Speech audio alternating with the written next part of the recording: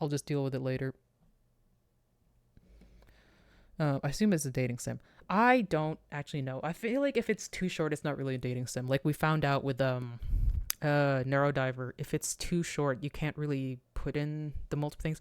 Though we did have Dungeons and Lesbians, which was already pretty short, and there was multiple things. But that like it's either you can date multiple people or you have like compelling story, but it's hard to do both with like a 3 hour game.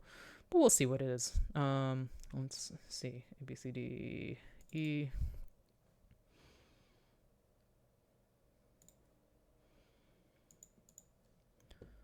Da, da, da, da. Let's do. Let's not do windowed.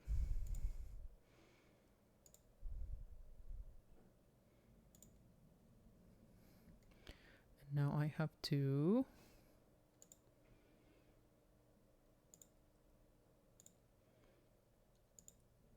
put the game in. No, not. Can we do game capture for this one? Will you listen to me?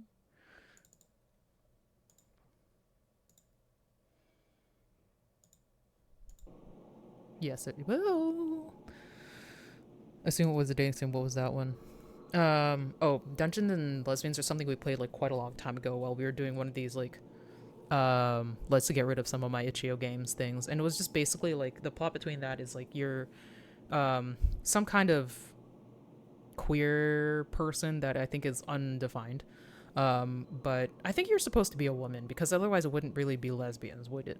But you're basically you go over to a friend's house to play like the first thing of a D&D campaign with like 3 other girls, and depending on who you chat with during the break, you'll sort of end up with a quick ending for one of them. Like it's assumed that you kind of do have like slight history with all of them from before the game, and then afterward it's like you just clinch it in this thing, and it's cute, but it's very Tumblr. So I was kind of like, oh, I don't know, even though I am also a Tumblr person, but there's I tend to cringe at stuff which is too much of whatever I'm into because it's like too real. But yeah, there's no continue, so we haven't done this before. So let's do new games. I don't You're a Tumblr person. I mean, like, yeah, that's mostly. I swear you're aware of that. Also, that's why there's. I like your. Don't give this to me. Don't do this. Actually, also, where the fuck is? Oh, it's because nobody's posting. That's why. Let me see. I was like, where the fuck is Moobot? It'll show up. Okay. Let's start. This is a story about a world much like our own. I'm just realizing I forgot to post on Tumblr. I've been trying to post on Tumblr that I'm streaming, just to have it there, and every time I fucking forget.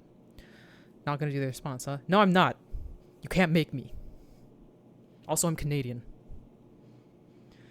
People are like the ones here. They're weird, they're messy, they're trying their best in a broken world. Most things are the same. There are a few differences, though. First off, well, I'm sure you'll figure it out. Episode 1, Pilots Part 1. A seedy dive bar at the edge of sundown. It's a Saturday and the game's on the radio. What game? I wonder what kind of game we're playing. Sam and Jason are at the bar. Jason is exuberant as the Blood Masons score a point. Sam gives off a weak smile. Okay, so yeah, that's Jason, that's Sam. Woo! Go Blood Masons! Hey, go Blood Masons. Why did I zoned out? What were we just talking about? Sam, how you're leaving tomorrow and didn't tell me. I think something... Am I Sam? How you're leaving tomorrow and didn't tell me. I feel like this is more plot. Okay. You're right to be mad. I should have told you. But you worry. You don't gotta save me every time, dude.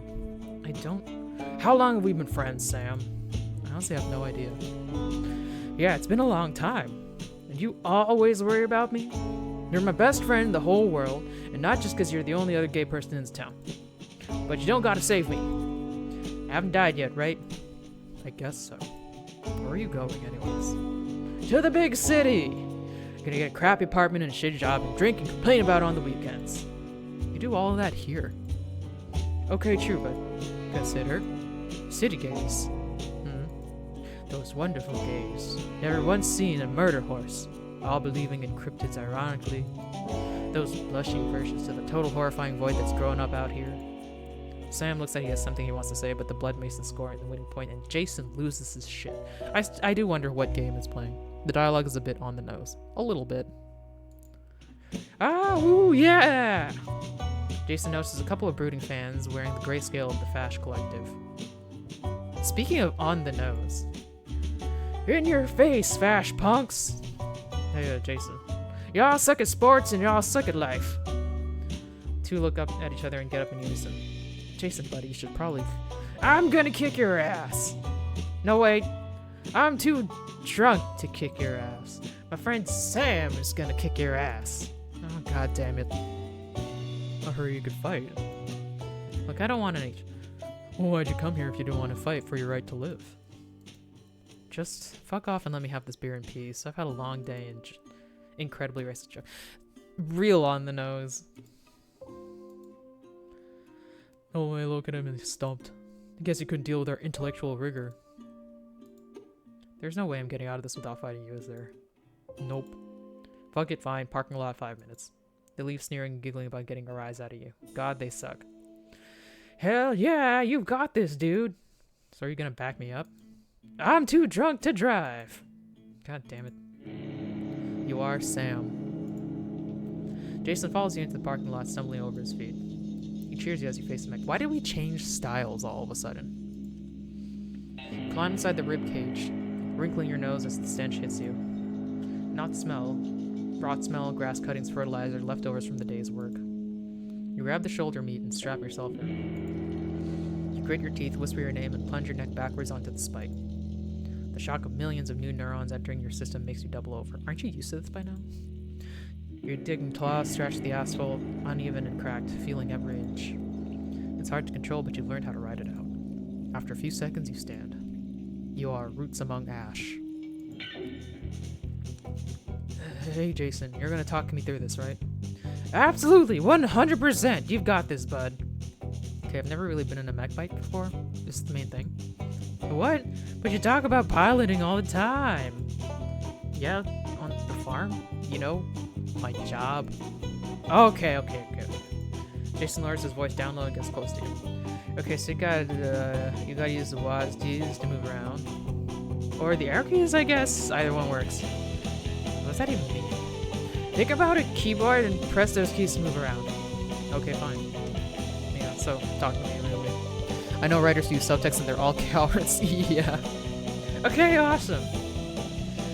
Look, just tell me how to throw a punch or something. Alright, yeah, okay, so imagine you're holding a mouse, right? And if you squeeze it with your left finger, you'll punch wherever the mouse is pointing. Is there, like, I think this volume is a bit high for that. No, actually, punching, hit stop, what the heck? Okay, let me turn the music down, for sure. Vegan mode. Oh, I guess it's like gore, maybe? With your left finger, you'll punch wherever the mouse is pointing. What? But wait. If you squeeze it with the right finger? Kaplow! What does that mean? No, I don't know! Just something different for every pilot. Okay, if you squeeze the left side of the mouse, I'll throw a punch in the direction you're pointing with the mouse. Right. The music is kind of catchy. Yeah. And if I squeeze the right side, something will happen. Yeah! Try it out, dude! The music of it kind of reminds me of like Megas XLR a little bit. Except like more hicky. How'd you do that? I don't know, I thought about the mouse and next thing I knew I was 20 feet away. Awesome! We're gonna do this or what? Yeah, fuck it, let's dance. Okay. Jeez, like when you want to kick your ass. Ow.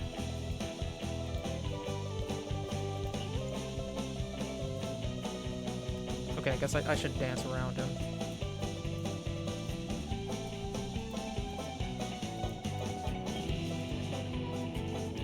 How do I know, like, how much health do I have? Or is it that I can't lose this?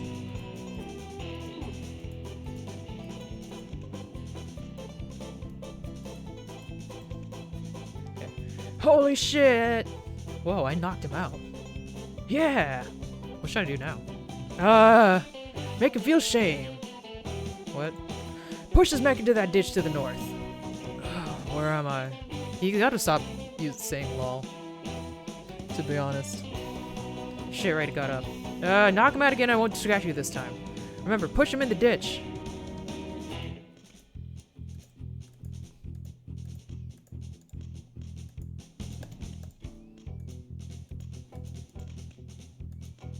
Oh, I guess that circle is like damage. You're gonna... Okay, how do I push him in the ditch?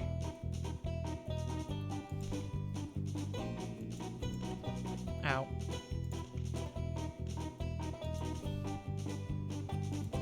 Ow.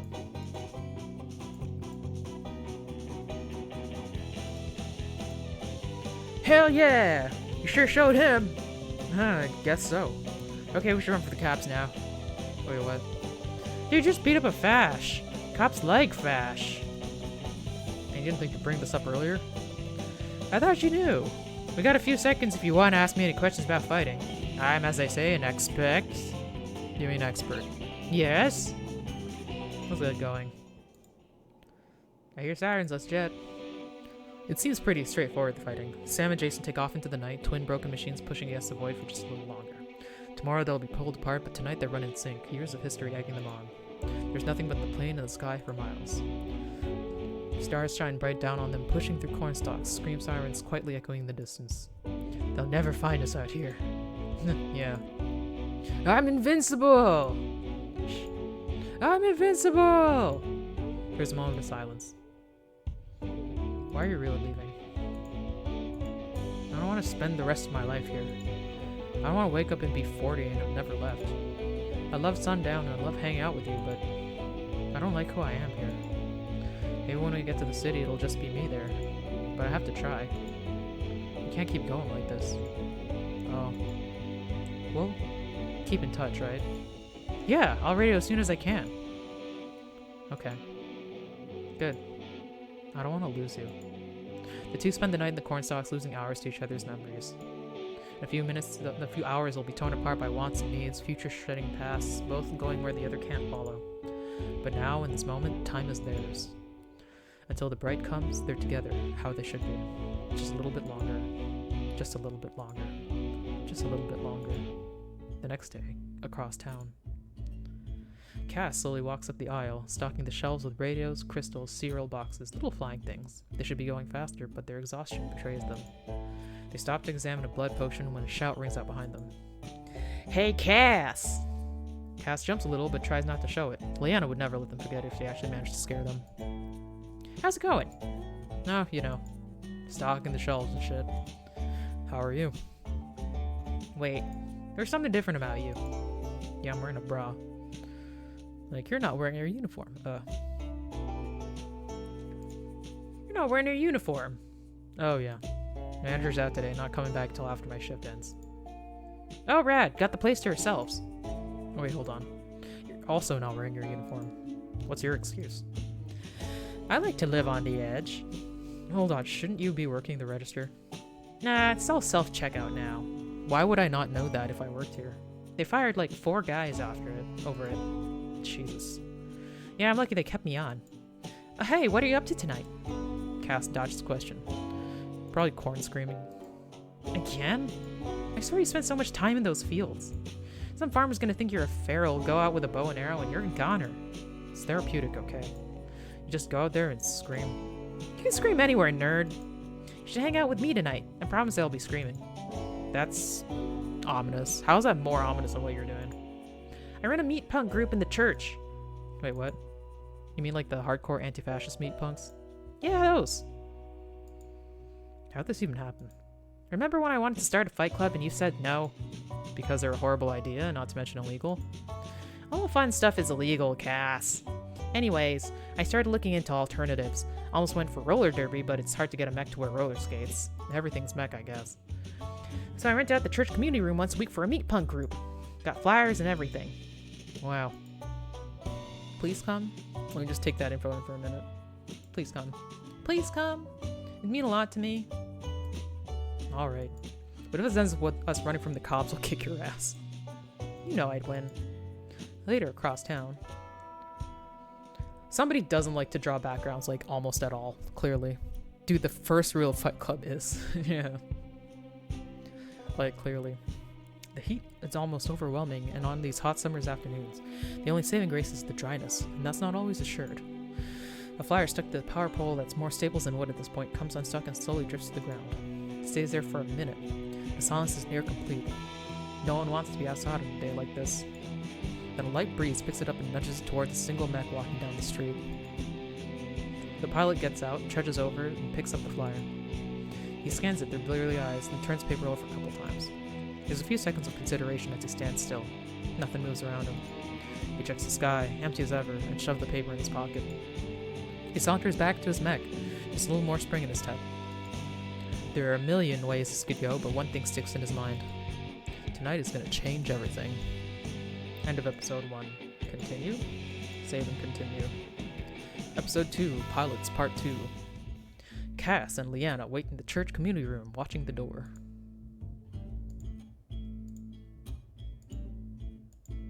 What time is it? Cass checks the clock. 6:30. Thanks. Nobody's coming. What? No, people are gonna come. Put up flyers and everything.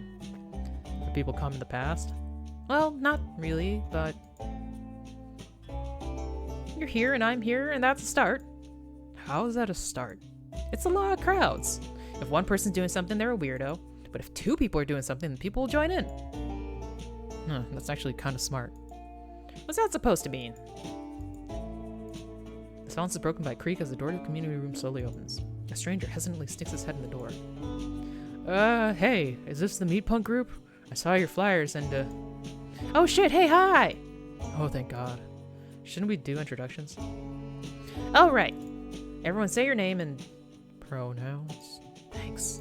Everyone say your name and pronouns and... There should be some kind of question, right? Is that how every queer group does? Because I swear that's just what happens all the time. Oh, good catch. Everyone say your name, pronouns, and... Where you're from. Most recent near-death experience. Biggest fear. Ooh. That's a lot. Let's do biggest fear, which is also a lot, but like... Biggest fear? Ooh, I like this kid. Don't call me kid. Anyways, I'm Brad, he, him, and I never fucking learned how to read. This is... I guess this is also Tumblr. What? Sorry, I just couldn't resist. My biggest fear is the sun's gonna come back. I thought science has proved it just burned out. Maybe. Oh, I don't trust it. I'm Leanna, she, her, and I'm mostly afraid of anything I can't punch. Money? Can't punch that. Time zones? Can't punch that. Society? Can't punch that. It's bullshit and it freaks me out. Leanna. Look, it's whatever. Your turn. Okay, I'm Cass, they, them, and, I don't think I feel fear. I get worried about stuff, but I feel like to be afraid of something, you have to... It's at this moment that Sam walks through the door. Hey, is this the Meat Punk group? I saw the flyer and... You! Sam! You? Leanna! What are you doing here? I put this thing together. What are you doing here? What's happening? I have no idea. Should we do something? Wait, why am I mad at you again? You don't remember? Ugh! Ah! Okay, I have an idea. I'll take Leanna, you take the new guy. Okay, I'll try. Hey folks, it's time to break this into smaller groups and discuss. Ah, you're so boneheaded. Boneheaded? You ruined my fucking life. I ruined your life? Come on. If you can hear me clap once. Hey! Everyone stops and looks at Brad. He tapped. Oh my god, this is so lame. Okay, thank you, Brad. It's time to move on to discussion. How about we break into smaller groups and talk about your experience with mech fights? Leanna, why don't we get up? Cass and Leanna, and Brad and Sam. We'll do Cass and Leanna. I'm kind of tired of Brad. Leanna, want to group up? Okay. So you've never actually told me how good you are in a mech fight. That Sam makes me so angry. What's the deal with you two? We kind of got into a prank war when he was a teen. Things got out of hand and he destroyed my porch.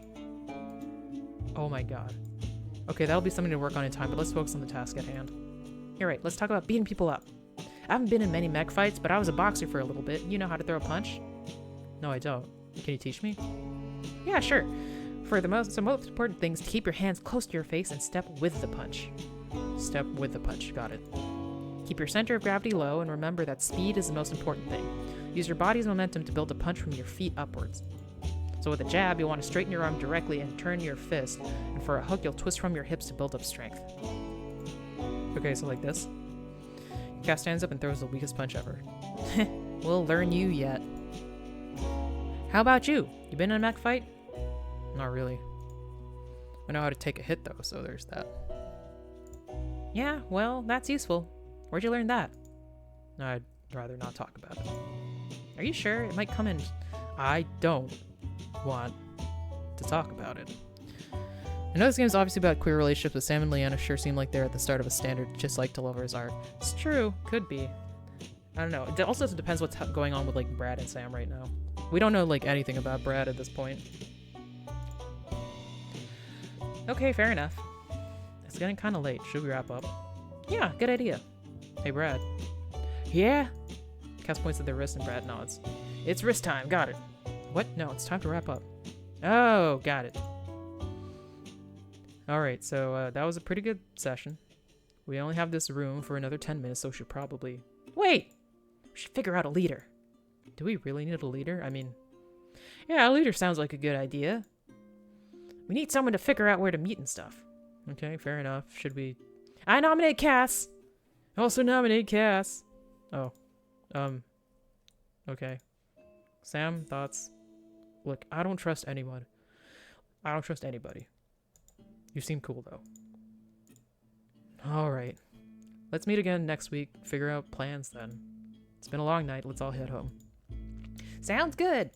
The four put up the folding chairs and leave the church. Outside. The summer air tastes bitter on the tongue as the temperature drops. There's no telling how long it'll be until the bright comes back.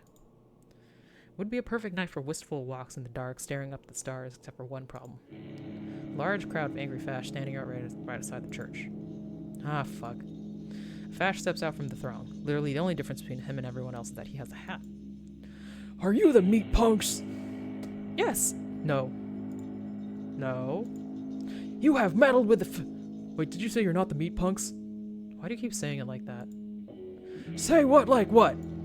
MEATPUNKS. It's one word, dude. Didst thou just assume my gender? Cass, can I please kick this guy's ass? Right there, would you, dude? Look, we're not with the MEATPUNKS, okay? We're just in the church, starting a fight club.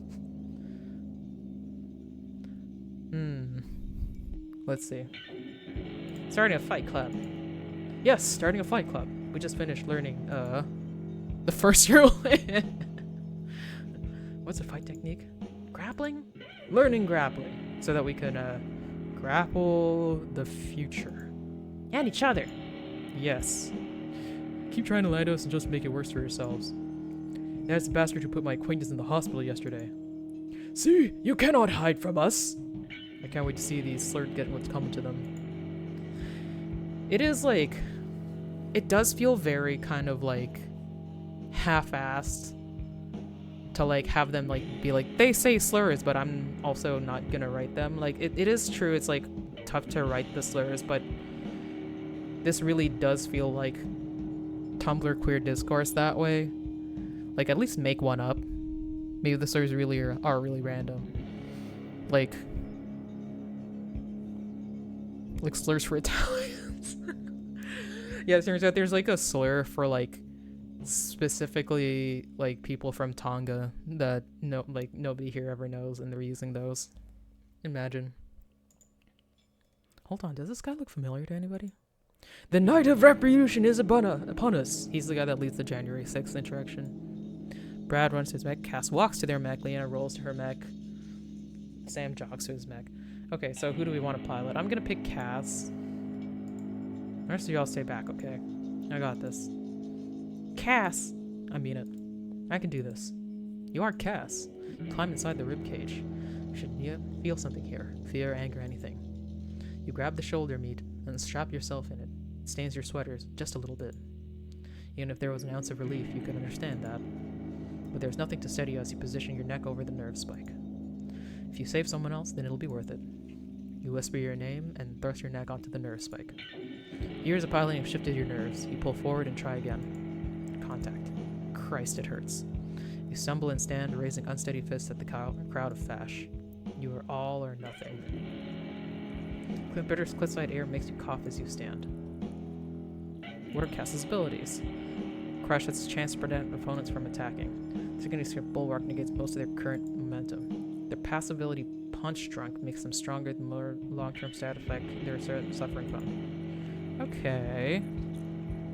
Let's controls again. Wants to move around. Left mouse to throw a punch. Right mouse to use your secondary skill. Okay, well. Let's do this.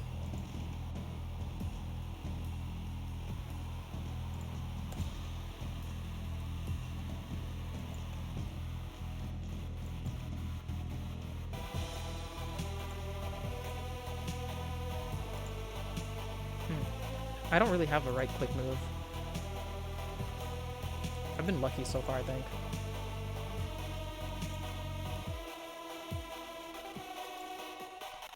Oh, wait.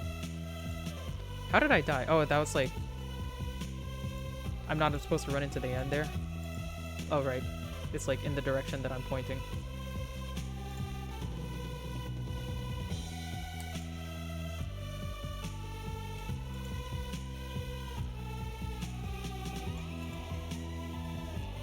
Careful.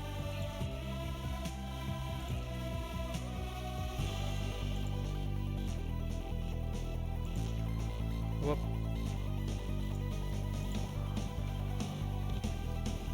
Crushed. What is that?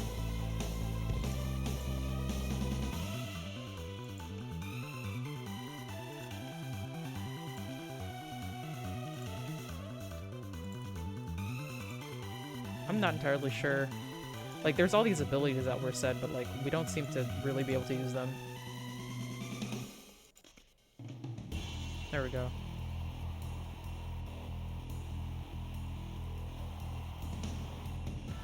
So I guess that's just the goal.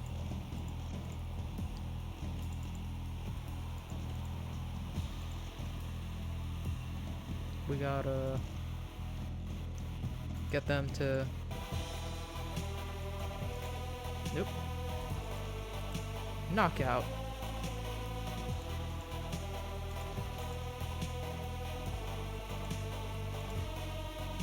I'm still, like, not entirely sure what the abilities... Yeah.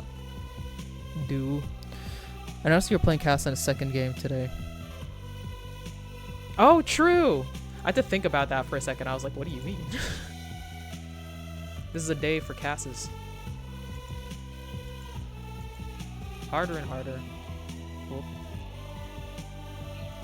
We're in trouble. There we go. Get rid of one. We need the higher ground. I've got the higher ground, Anakin! Whoops. Good thing that they're slow.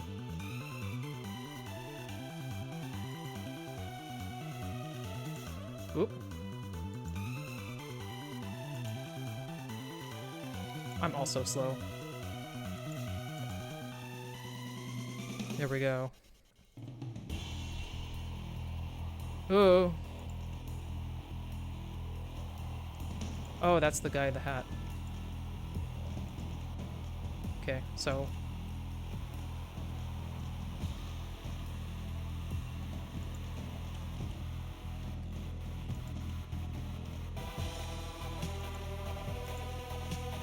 Go to that guy.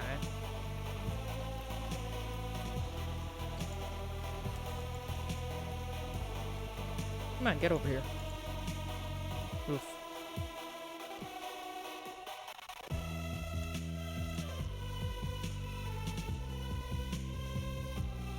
Damn it.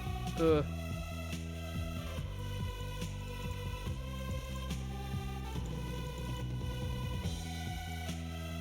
Okay. Oh, fuck. Damn it, so close.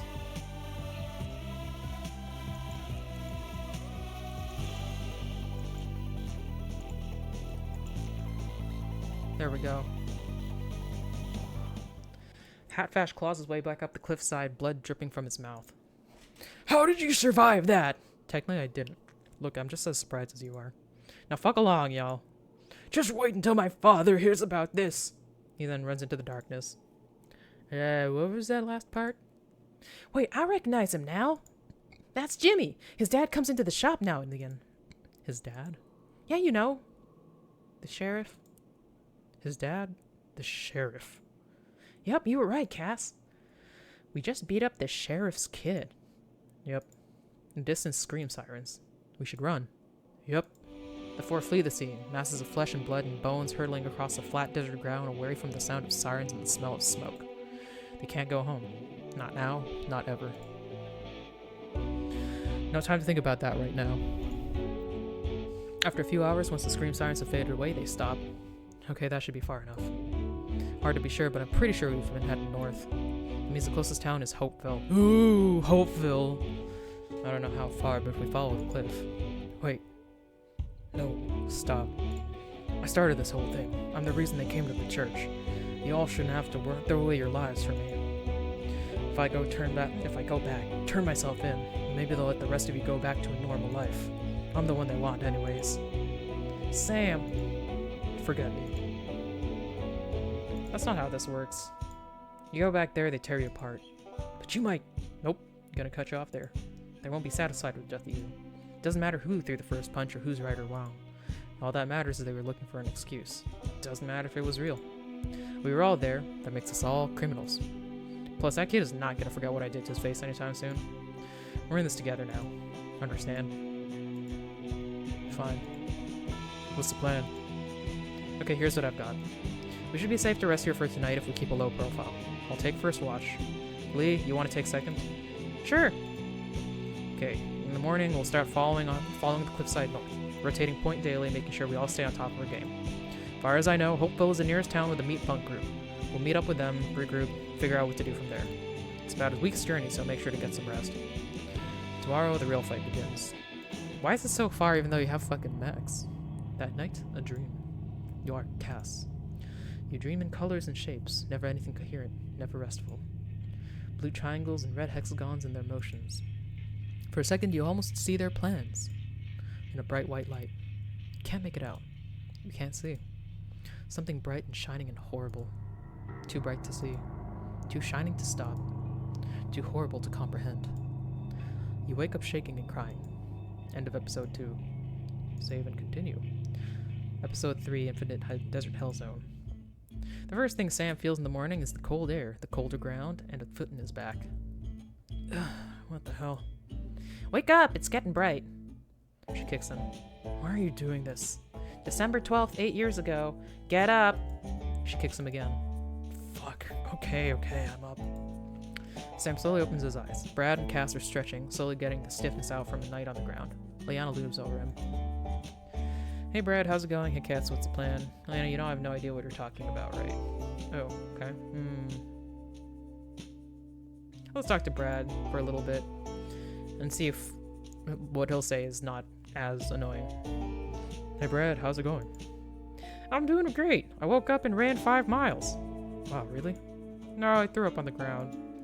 Wait, last night coming back to me now. Cass, did you? Yep. Shit. Don't worry about it. What? Look, killing people is no big deal. What? What? What?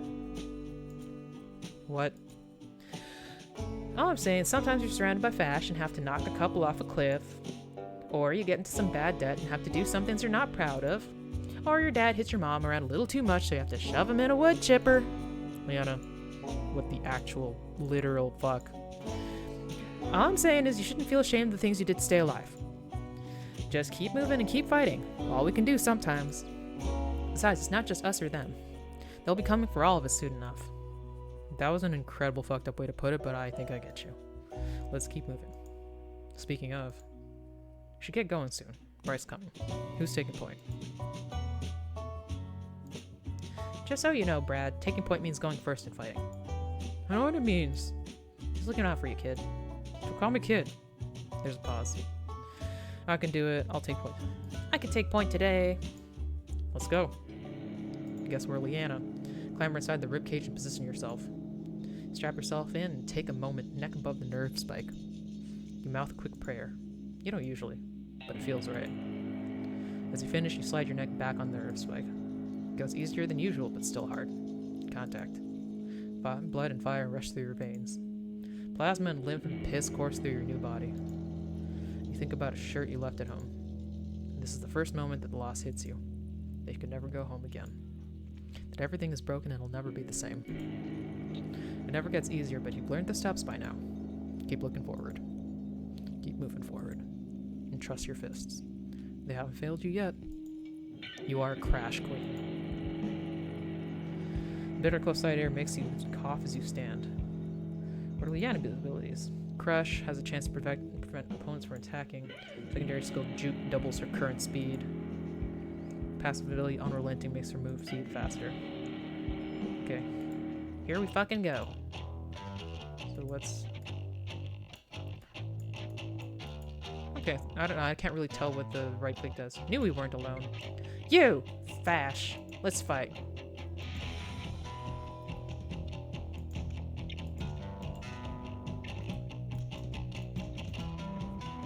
Okay, there we go. Her move speed being, like, faster really helps.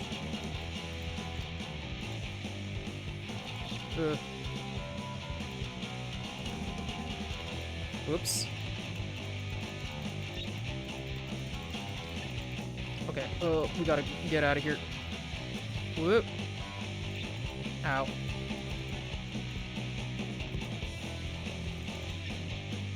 Fucking rocks. Whoop.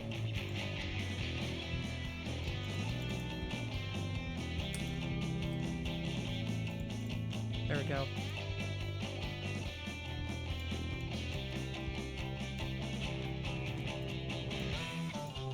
Oh, it's just like a dash that I have.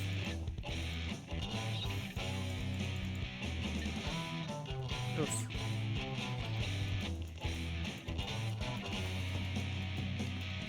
It helps that their AI isn't particularly good. Ugh. And I guess they can't really be. Ah, man.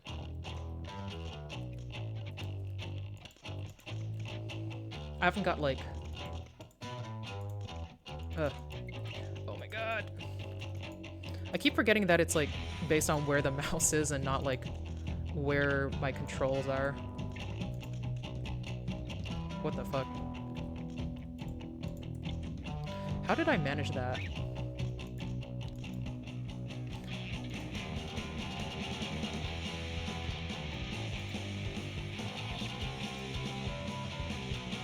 Ugh. Some of the hitboxes on these rocks are not... God damn it.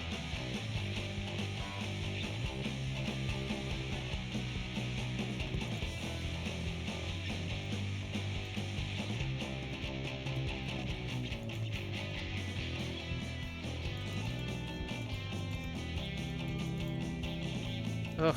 I feel like I'm knocking out, like, a lot with Leanna.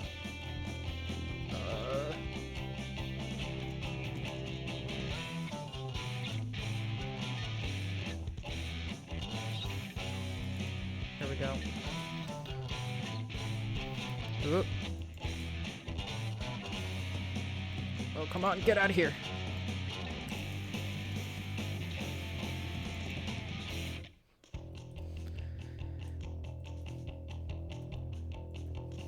Oh, come on. No.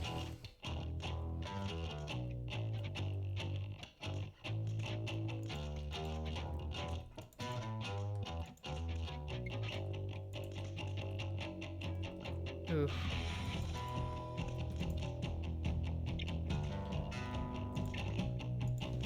Wait, where am I? Am I not? Yeah, I'm the green. I really wish they would color, like, the actual mech differently rather than just having these, like... I swear I wasn't even, like... I was actually facing the right way. Okay. Whoa. Careful.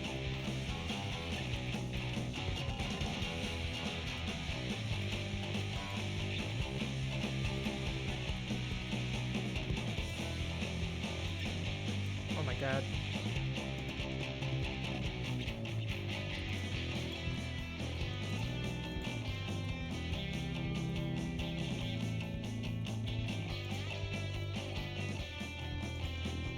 There we go. Suddenly, a refill station. Hey, was that there a minute ago? Fuck, I wasn't looking. Probably? Hell yeah, blood station time! We should be quick. I don't like the look of this place. Yeah, me neither. Don't trust it. Brad, you know Mech's best. Want to fill us up?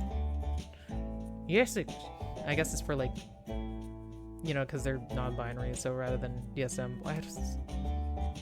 I don't like that. It's just weird. What? I don't know, like, DSM, but gender neutral?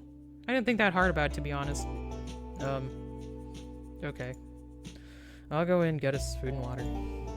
We may have to spend the next week living off blood station sushi. Leanna can help Brad, or Cass with Sam.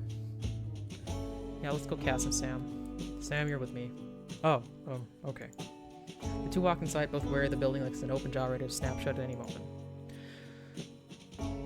Inside of the blood station is dim. Outlines of snacks, incomprehensible posters, and beer bottles are all the eye can see at first glance. Trust no beer, hell crime, war flick drink, comedy dude chip. Young woman at the counter looks up slowly and then back down. So, why'd you need me? Something about this place don't feel right. Not sure what, but we should stick together. And I know you got this cool loner thing going, but if we're gonna make it, we should be a team. I know we just met, but we gotta be able to trust each other. Maybe that don't mean right away, but think about it, yeah? I'll think about it. The food on these shelves. What even are these posters? What's with the food on these shelves? Scrungle's best. Scrungle's best what? I love you so much, but I can't do this anymore. The flavor. The hell? Is it a bag of chips that tastes like a breakup? An alternate universe where everything is exactly the same, but technology is made of plants. That one might be vegetarian, maybe? Sam examines a bag of worm hell. Cass examines with SPF 5000 munch cream. SPF 5000 munch cream. The label says it's a sunscreen you can eat. I very much doubt that. Two false silence as they examine the aisles of prepackaged food. So what are you gonna do about Leanna? I don't mean to pry, but your business is your own. But she ain't your biggest fan. I don't know. I can barely even remember why she's mad at me, you know? I know the basics, but the details aren't there. You don't remember? I don't remember a lot of things. Fair enough. Let me know if I can help at all, yeah? Yeah. No, I can handle this, don't worry. At least she was only lightly belligerent to me today. Another pause. I think we've got everything. A week's worth of protein bars, junk food, and water. Shit, this is gonna clear me out, huh? I can help her though. No, it doesn't matter. Keep your money for later down the line. I'm gonna help you. Fine, but don't say I didn't warn you. They go up to the register together. It's the same amount of money regardless. Hi, my name is... How can I help you today? Wait, what's your name? Oh, sorry about that. It's unknowable by... Okay, look, this is my first day. We're supposed to do this creepy unknowable shtick. My boss this morning just kind of sat me down, taught me how to use the register, told me not to steal anything and that I should be creepy. And then he just left? I want to do a good job, but it's hard improvising an existentially horrifying conversation for everyone who comes in here. My real name's Emily, by the way. I was just trying out the thing. I guess we could help? Oh gosh, could you? I just need to do one more practice run and that should be enough to get me going. Cass, do we have time? I don't know, but we should probably be quick. Don't worry about that. This place exists outside of space and time. Great. Okay, let's get started. Emily turns around and faces the wall. Hi, we have to... Emily emits a distressing sound as she turns her head backwards to meet Cass's eyes. We have to buy some food? Hello, welcome to the register. My name is... How can I help you? Whoa, what the fuck? Was that good? Helpful, yet fucking horrifying. Existential distress with a smile. Nice. Awesome. Anyways, we still need to finish this transaction. Alright, I'll ring you up. Cash, credit, or blood? Cash. Okay, that should do it. Have a good day. At this point, Brad and Leanna barge in. We found a youth pastor. Can we keep him? What? We found a youth pastor. Can we keep him? No, I heard it the first time. What? Hitchhiker wants protection heading north. Something about sand plots? Excuse me? Yeah, I don't know either. Will he be able to pay us? Well, he's a sun cultist, so probably not. They're not big on money. Welcome to Night Vale. And now the weather. I guess. That's also was very big on Tumblr, so I wouldn't be surprised if it was a direct thing here. Leo, what's your read on him? Seems harmless enough. If you try something, we can always kill him. Emily looks up from the register. Okay, I gotta ask, are y'all on the run from the cops, or...? Only a little bit. We're not gonna kill a random guy. Why not? This hole don't dig deeper. It's only if we have to.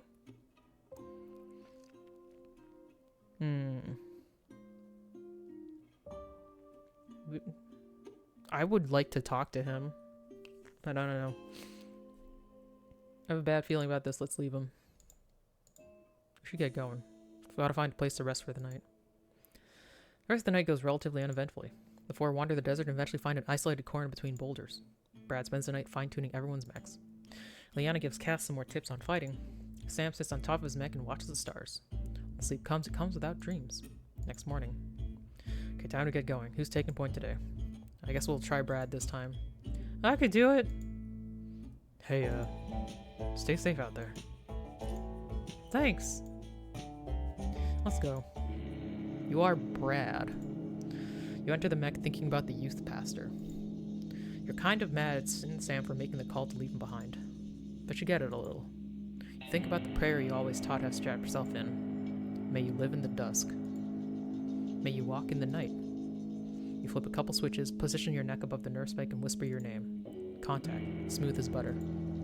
May you feel the dawn. Fear the dawn. May you die before daybreak. You flex your new arms, a second body that feels more real than your first one. This is who you are. May you never cast a shadow. May you learn strength in darkness. This is all you've ever wanted to be. You take a fighting stance and charge forward. You are Ultra Brad. Oh my god. Bitter cliffside air makes you cough as you stand. From Brad's abilities, chance to knock out enemies. Second skill, overclock, knocks out Brad while launching his opponent. Passive ability is unbreakable since it recover from long-term damage more quickly and makes his punches stronger. Let's go! There we go.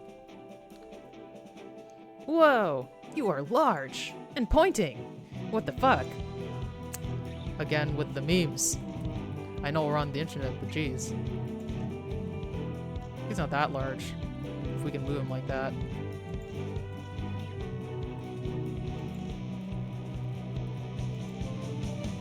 Not large and pointing enough. Whoa. Get away from me. Get away from me.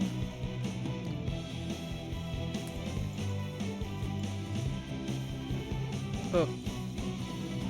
Oh, fuck.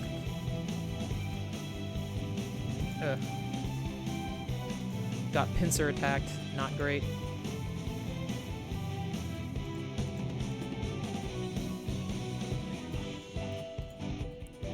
Oh, I see. Bad.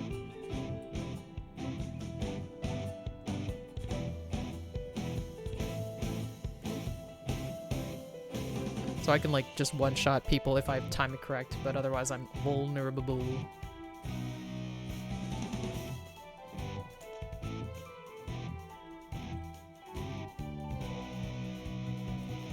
Okay. So we'll take our time with this guy.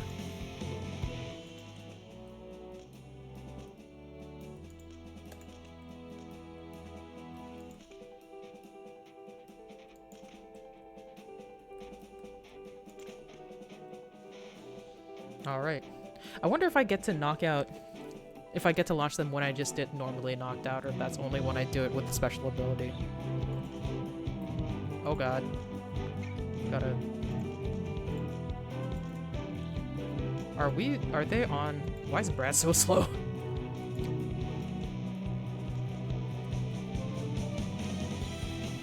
I fucked up here. Oof.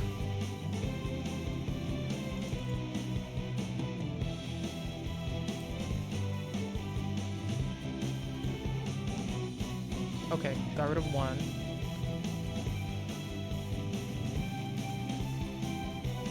that guy out of here.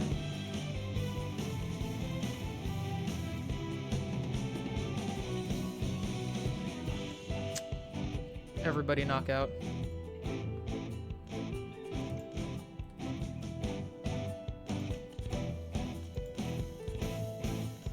I don't think this is a good matchup for Brad. He's so slow. Leanna would have been much better.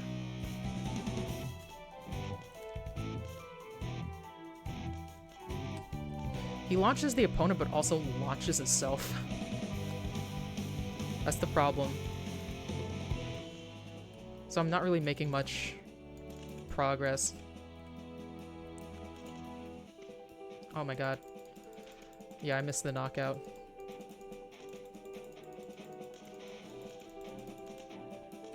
Okay, let's see if I can get out of here. Ugh. Wrong side, wrong side, wrong side, wrong side!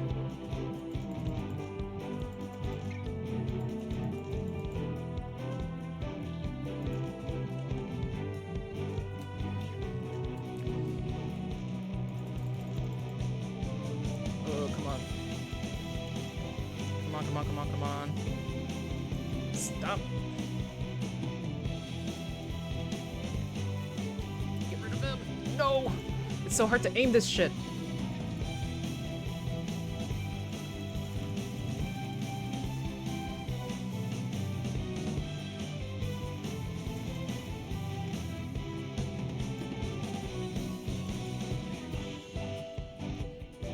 I kind of want to get rid of this guy first.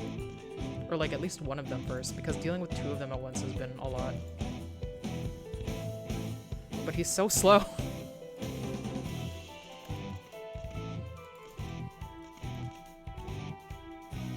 What happened there?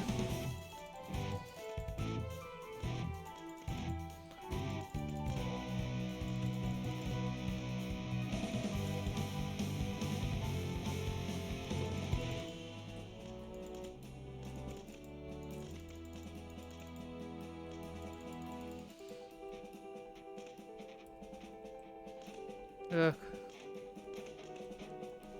Let's just skip the fight. After a long day of fighting the sound down, Meatpunks slowly settled down. How long is this game? I don't know. I don't, like, when I looked it up, it didn't seem all that long. So I guess we won't get to play, like, any of the other ones I got. But, I don't know. Hot summer air is quiet with no wind. The last of the bright beats down the heat, seemingly relentless even as the sky grows red. Sam and Cass are out scouting for meat scraps. Brad and Leanna are the only ones left to camp. Hey Brad, what are you doing? Not much. Working on mech stuff? Look, you should try adding some brass claws in there sometime. Leanna, see, this is why I make a good team, kid. I could show you the ways of the world. What? Brad tries to be diplomatic.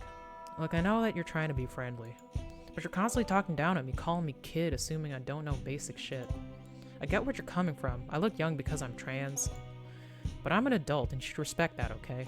I spent a long fucking time getting to this point. And I sure as shit didn't get to do it to get patronized constantly. By a person I barely even know. Also, but like, you also just act immature though. That's part of it. Well? Oh, tries to be nice. Brad, you're a good kid, don't get me wrong, but you just did it again. What? You just called me a kid again, 30 seconds after I asked you to stop. This is the shit I'm talking about. Are you just not listening, or actually just this fucking mean? Oh, fuck you! Fuck me, fuck you! What the fuck is wrong with you? Oh, I'll tell you what's wrong with me. Hurt, I guess? This is the third fucking time I've had to give everything up. And it never gets easier. Not to mention I'm the one who put this group together and y'all treat me like a fucking joke. Like when? I know I don't always get things right away, but I'm smart at what I do. And you're right. How dare I, out of the kindness of my own heart, try to take you under my wing? I've seen how you fight. You need my help. So forgive me if I'm distracted and forget one little thing. It's not one little thing, it's my fucking life. I worked hard to get to this point, and I'm not just gonna let you act like you're the only one hurting here. It's clear you don't respect me, so just fucking say it to my face. Fine. Fuck this. If you don't respect me, I'm gonna make you respect me. Fight me. Whoever loses has to leave the group. Now you're speaking my language. This sucks. Hold on, what? Cross claws. Briefly on extreme meatpunks forever. It's clear you don't respect me, so just fucking say it to my face. Fine. And they just, you know, fuck this. Da, da, da, da. We just saw this. Why? I guess this is supposed to be released in, like, things, but it looks extra dumb when you just say the thing, like, literally right after you said it. Are you sure you want to do this, Leanna? Yeah, fuck it. Why wouldn't I be? Because this is a horrible decision. Look, if you win, Brad's gone. He probably dies in the desert. We lose the only person who knows how to repair him back. If he wins, you're gone. You die in the desert. We lose our most experienced fighter. I can't really stop you. I'm not a cop. But seriously, reconsider this. Okay, reconsidering. Alright, I've reconsidered. You still want to do it, huh? Yeah. Fuck, okay, fine. I want to point out again that this is a horrible idea, but I know you won't listen. You might as well get this over with now. So I guess it's my responsibility to be the ref. Okay, y'all ready? Fuck yes! I'm ready. Can't believe we're doing this. Alright, suit up. We start in 10. Two parts opposite sides of the camp, full of anger and hurt, ready to do anything to break the plan. This was the stupidest fight I've ever fucking seen, to be honest.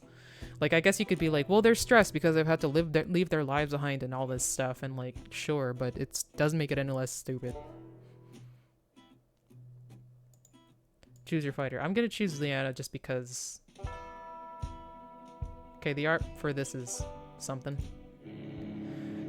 Like, did they give Brad all that acne because of the tea? I don't like that.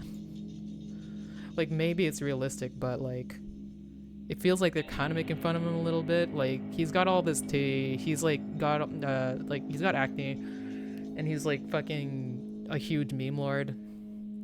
I don't know. You know this is a bad idea, but you can't help yourself. You're being an asshole right now. You strap yourself in and whisper a quick prayer. You're risking everything for absolutely no reason. Why do you always do this? You say your name and shove your neck back out into the nerve spike. Contact. Something shifts. In an instant, you see yourself. You see the horrible thing you're about to do. There's still time to turn back. Get out of the mech. Instead, you stomp your feet, unsheath your claws, and strike a pose. Every good blood sport match needs a heel, right? You're going to be the best damn heel you could be. You are Crash Queen. Okay, so y'all are gonna have manners about this. No biting, no scratching. I'd say no nutshots, but mechs don't have those. Adjective about that. There's no way that sentence ends in the way I want to hear. Fights to the best of 4. Knock your opponent out of the ring to get a point. If these are Bloodsport rules, shouldn't it be best of 5? Maybe, but we're running low on time. This whole thing is a terrible idea, so we're just doing 4. Yeah, you want to fucking run out of energy and, like, fuel and whatever? Got it? Ugh, don't do that. You got it, Cass. Time to kick this nerd's ass. Not if I kick yours first! Go, Brad! This is a horrible idea, but here we go. Fight.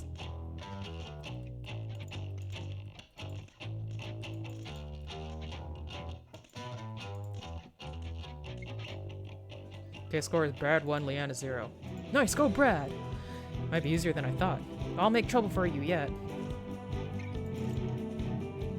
Score Brad 2, Leanna 0. Okay. Yeah. Maybe using the knockout thing is a bit easier for Brad.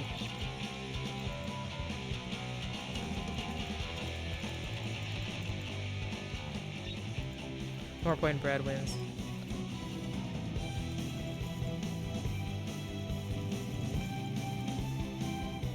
Okay, fine. Brad jumps out of his mech and runs over to Leanna. Oh shit, are you okay? Leanna climbs out of her beaten up mech. Okay? Am I okay? Brad just beat the shit out of me. I know, I'm so sorry. I'm feeling great. What? I haven't had a fight that good in years. It wasn't good at all. Best of 4, you can make it a tie. Like... No, I think it's just like whoever... Oh, that's true. You're right, I haven't been treating you fairly. You just proved it to me. I'll head out if you still don't want me here, but... No. Stay. That's all I wanted. Alright. Well, that happened. We should get going soon since you two are up all night doing whatever the fuck that was.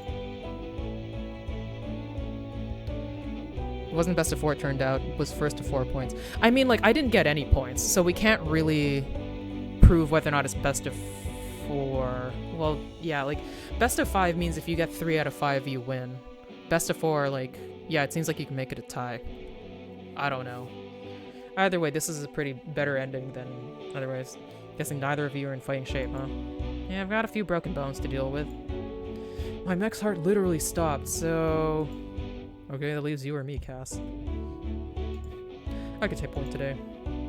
Okay, let's get going then. You are Sam. You're really proud of Brad for winning that fight. Climb inside the mech. It smells deeply pungent from a few days without washing. Maybe you could talk to Brad about that. You should admit it to yourself. You've got a crush on him. It's terrifying to even think, but you haven't fallen this hard for anyone since... You grabbed the shoulder meat and strapped yourself in. What are you doing? You don't even know if he's gay. And nobody knows that you're gay. Why are you so closed off? Just be your own name and shove your neck back onto the spike. Contact. Your body mixes with itself, new bones and old bones moving in unison. Your entire body is something new growing out of something old. Not as something broken. Maybe it's time to lean into that. You are roots among ash. Bitter cliffside makes you crossly as you stand. Okay.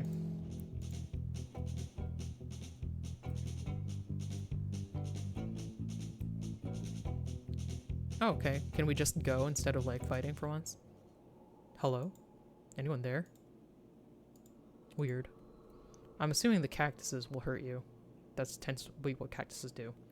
Stop right there. Who are you? It does not matter. The strange man looks Sam up and down. So this is the one that'll see me through. Tell me, when do you hear thunder? I must know your answer. When it rains, I guess. When it rains. Tell me, what does it feel like, the rain? Does it matter? More than anything. Feels like healing. A rainstorm means everything bad gets washed away with the dirt. Means water for the plants, and Lord knows we don't get enough of that out here. The day after big rainfall feels like a fresh start. So you still have some hope in the world. This is disappointing. When the time comes, I hope you will understand. I'm sorry. Okay, well, he's gone, I guess. Do I get to also? Okay.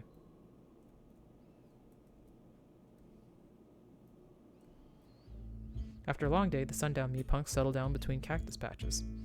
Brad gets to work on mech repairs. Lena does some quick exercises. Cass keeps watch. Sam paces back and forth. Anything happen while you were out front? Yeah, there was this weird guy. I don't know. What did he do? Nothing, he just talked about thunder. After a couple minutes, he just walked away. Huh. His mech had these huge things that looked like horns, but I think they might have been teeth. They were like 8 feet long. Oh. What? Nothing. Hey, can I talk to y'all for a minute? Sure, what's up? Sam freezes with everyone's eyes on him. There's a moment of quiet as he tries to push the words out. I'm gay. We're all gay. That's why we're here. Oh, no, you're serious. I'm gay, too. I'm bi. And, also trans, Omeo. I don't really have labels to dictate what I am, but that sure as shit ain't straight. You're in good company. Oh. Huh. That's it. I didn't have more to say. There's a moment of quiet. Hey, Cass. Hey, Cass, can I talk to you for a minute? Sure, what's up? I just want to say thanks. I'm thinking about what you said back in the blood station. I want to open up how the rest of you do, but it's just not easy for me. It takes a while for me to trust people. Cass, we're friends, right? Yeah, sure. I haven't known you for long, but you're a good dude. Trust you. Okay, cool. Can I ask you for advice on something? Shoot. It's about Brad. Okay. Sam makes sure Brad's in earshot, then continues in a hushed tone. I've got it bad for him. What? He's so hot and intimidating and confusing? I guess. Sam says something normal. Sam says something like that. I don't understand what he's talking about 90% of the time, but I could listen to him read the dictionary for hours. And he showed so much fire in that fight last night. But I barely talked to him. He's so cool, but also he's so confusing. Yesterday I gave him a pretty rock I found. He just kind of licked it and said, I crave that mineral. I can't do this. I guess this wasn't specifically an LGBT group. We should have gone for the other option. What other option? Oh yeah, no, like it was like because it was just kind of like a mech fighting group, right? But like because of how this game is, I was like, yeah, they're all gonna be gay. The fucked up option. No, I don't know. What does that even mean? He's like some kind of sexual trickster god. I feel like is Brad the self-insert for like one of the devs or something? Like, jeez. Oh my god. How do I talk to him? Look, Brad isn't that cool. You can just talk to him like anyone else. I'm bad at talking to other people too. He's right over there. Just go over and say, no! I can't do it now. I don't have a plan. Okay. Remember, we've only got a few more days before hitting hopeful, and I don't know what'll happen after that. So better act fast. You've got this. Thanks, Cass. Brad walks over. Hey, do you guys believe in the sun? Don't call me a guy. Sorry. My mom saw the sun when she was a kid. The sun burned out years ago. It's not coming back. Doesn't matter. I want to know this part. My mom saw the sun when she was a kid. Told me stories about it. Back when day and night were stable. But on the day it disappeared, there were some riots, but nobody knew what to do, how to fix things. So people just focused on what they could do. Don't know if much ever came out of it, though. I was raised to not believe in the sun, to not to hold out hope for something out of my control. But I believe in people, what we can do for each other. And that's gotta be good enough. The rest of the night passes uneventfully. Brad and Leanna hang out. Cass falls asleep early. Sam tries to come up with a plan. When sleep comes, it comes without dreams. The next morning. Okay, y'all know the drill by now. Honestly, we're in the middle of nowhere. I doubt we're gonna come across any trouble, but... Who's taking point today? I don't want to play as Brad, because his mech is difficult. We just did Sam. I'll do Cass. It's been a while since I've been Cass. I'll take point today. Let's go. You're Cass. Climb inside the mech. Maybe this team's stronger than you gave it credit for. You feel good about that. Maybe they don't need you. You grab the shoulder meat and strap yourself in. Don't finish that thought. You whisper your name and shove your neck back onto the nerve spike. Better get going before you spiral.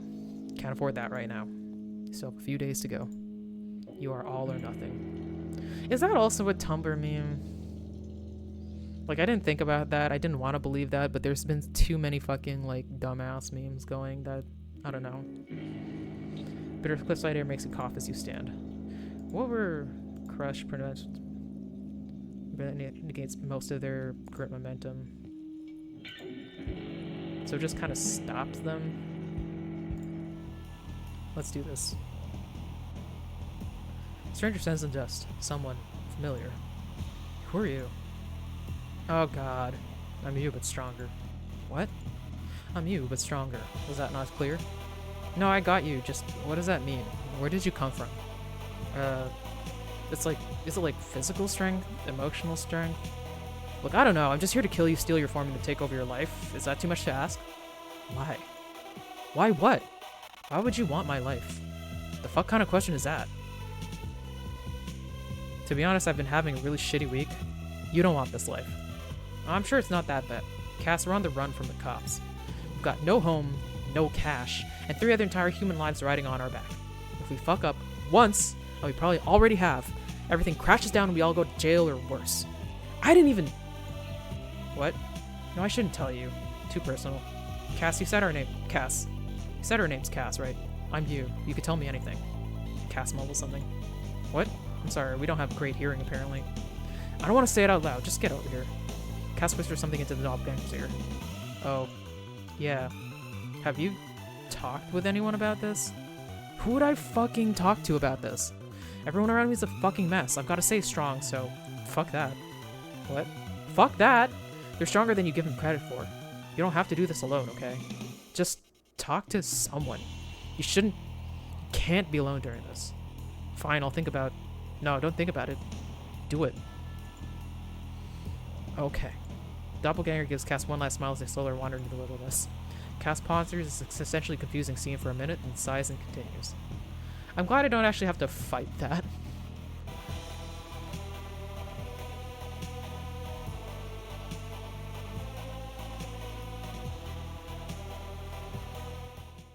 God, there's fucking nothing out here. Do you want to run into something out here?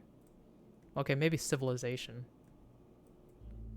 After a long and essentially confusing day, the sundown meatpunks settle down between cactus patches. The air is weird, almost sour, as the scent of rot flesh mixes with aging cacti. Brad managed to put together a small fire. The heat isn't much as the temperature drops, but it's something. Hey Cass, how'd it go? Oh, okay, I guess. Any cool stories? Nah.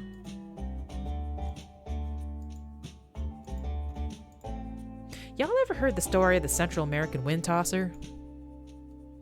No, I haven't. Well, then gather round, cause it's cryptid story time. What? No. Can you think of anything else to do? Okay, fine, let's do this. So our story takes place in a little logging town up in the Devil's Teeth Mountains. The year is, I don't remember. 3 fucking hours later. And there she finally caught a good look at the beast. A spinning head, 10 legs, a body shaped like a long pyramid. It was the last thing she saw before grabbing it and pulling it down to the log flume with her. When the locals woke up the next morning, all they saw was her severed head and some creature's legs lying in a pool of blood. They never found its head. Some say the creature is still out there, wandering around on 6 or 7 legs, hunting down loggers. She pauses and looks around. Brad and Sam have fallen asleep on each other. Cass is barely awake. Hey Cass, what did you think? It was okay. Do you believe in cryptids? Cass doesn't seem the type. Guess not. I don't know what I saw today, but I don't think it was one of those. Wait, what did you see? I don't know. Probably just a trick of the light. Huh? Well, we should probably hit the hay. Yeah, you go on ahead. I'm gonna stay up for a little bit longer. Doesn't somebody have to keep watch, too? Liana watches the last rays of bright fall as the night air gets colder and colder. She can't see that far. Stars didn't show up tonight, but she sees hints of movement. Nothing ever comes of it, but she tries to stay alert as the witching hour approaches.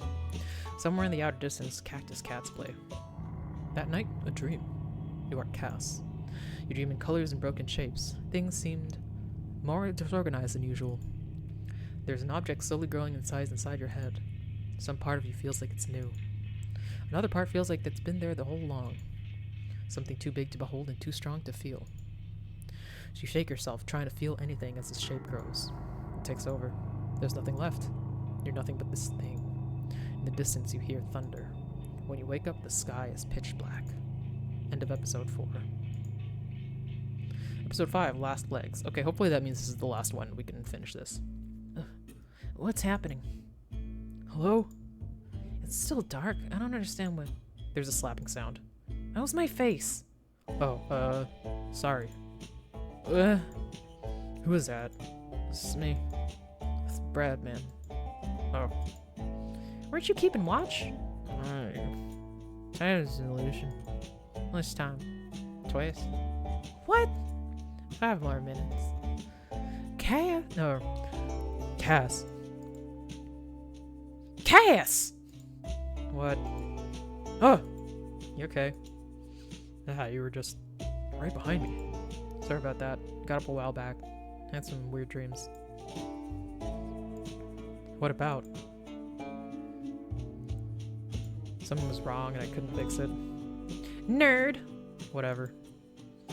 We should get moving soon. Really? It's still dark. It's 1 in the afternoon. Right as I say that, the sky blossoms bright with white light. Whoa, what the fuck? That's unusual. What the? Darkness. Fuck is going on? Shit, I guess something's wrong with the bright. Okay, calm down. There's a chance it only happens once if we... Never mind, fuck me. Sam, any ideas? I've got nothing. Brad, what you thinking? Sam, any ideas? What? No, then just taking the time to savor the moment of you coming to me for advice. Well, once you're done gloating, we... Fuck, okay, that's freaky. I don't think we could fix the sky. I'm not sure if there's anything we can do.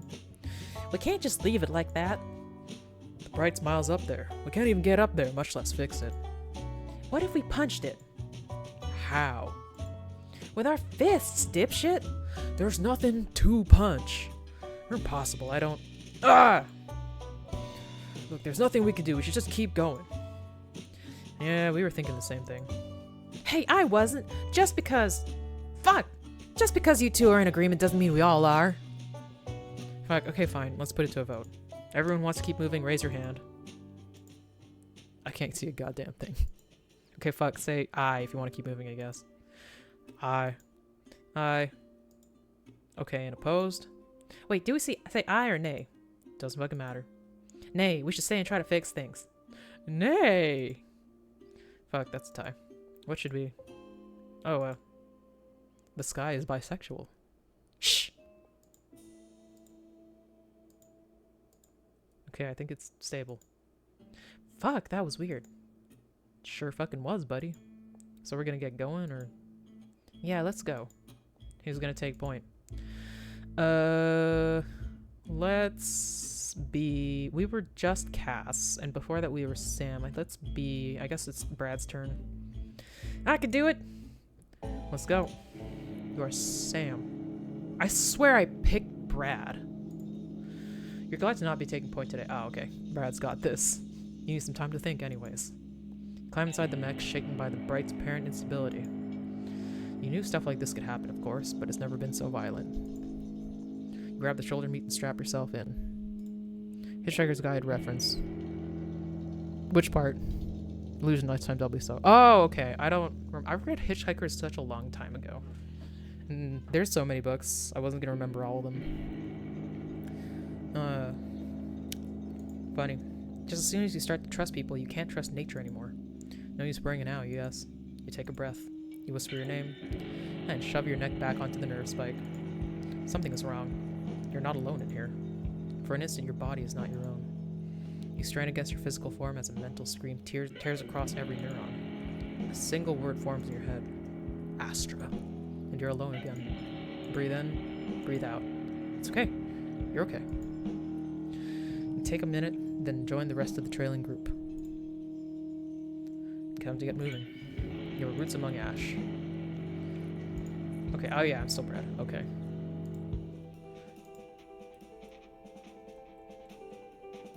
We in the cactus. Fash! Oh, Fash turns around to face him.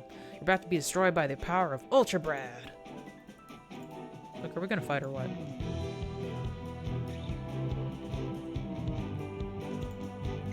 Oh shit. You died, motherfucker. Did it always say that? I didn't realize there was a cliff up there.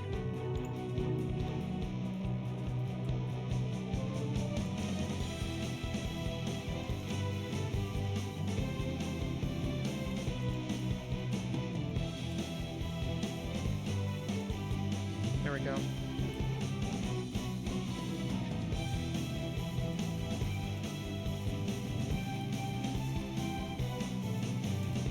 Oh my god.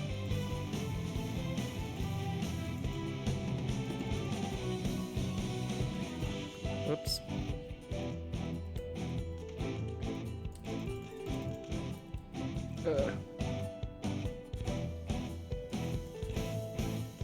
Oops.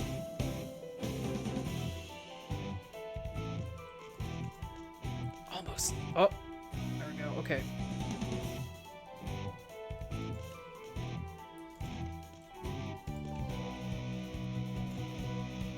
Shit, I missed. Ew. Careful, careful, careful. Oh my god, mouse on the wrong side. Oh, careful, careful, careful, careful. Shit, shit, shit, shit, shit, shit, shit, shit, shit. I might die.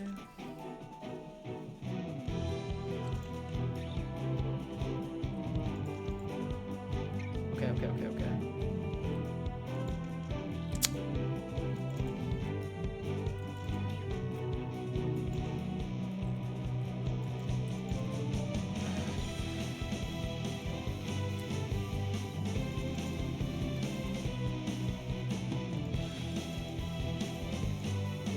While like this part of the game does make it more interesting, it's quite annoying mechanically.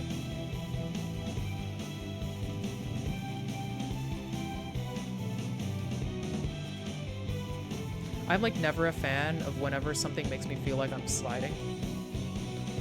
And that's just what this feels like all of the time.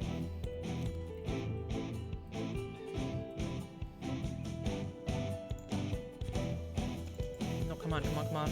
Get rid of that. No, no, no, no, no, no, no, no.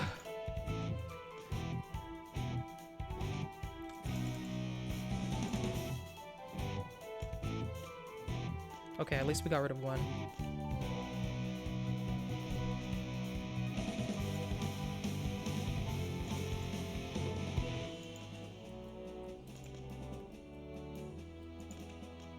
Okay.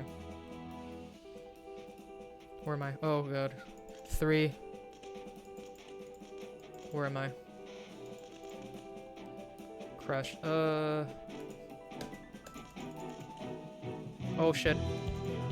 Oh, fuck. Skip fight. Forget it. It did say last time you died, yes. To be honest, I paid less attention when you do the fights. Yeah. After a long day of fighting, the sundown MEATPUNKS settle down on an open stretch of land. There's nothing around for miles as the bright slowly falls without a hint of the panic it showed this morning.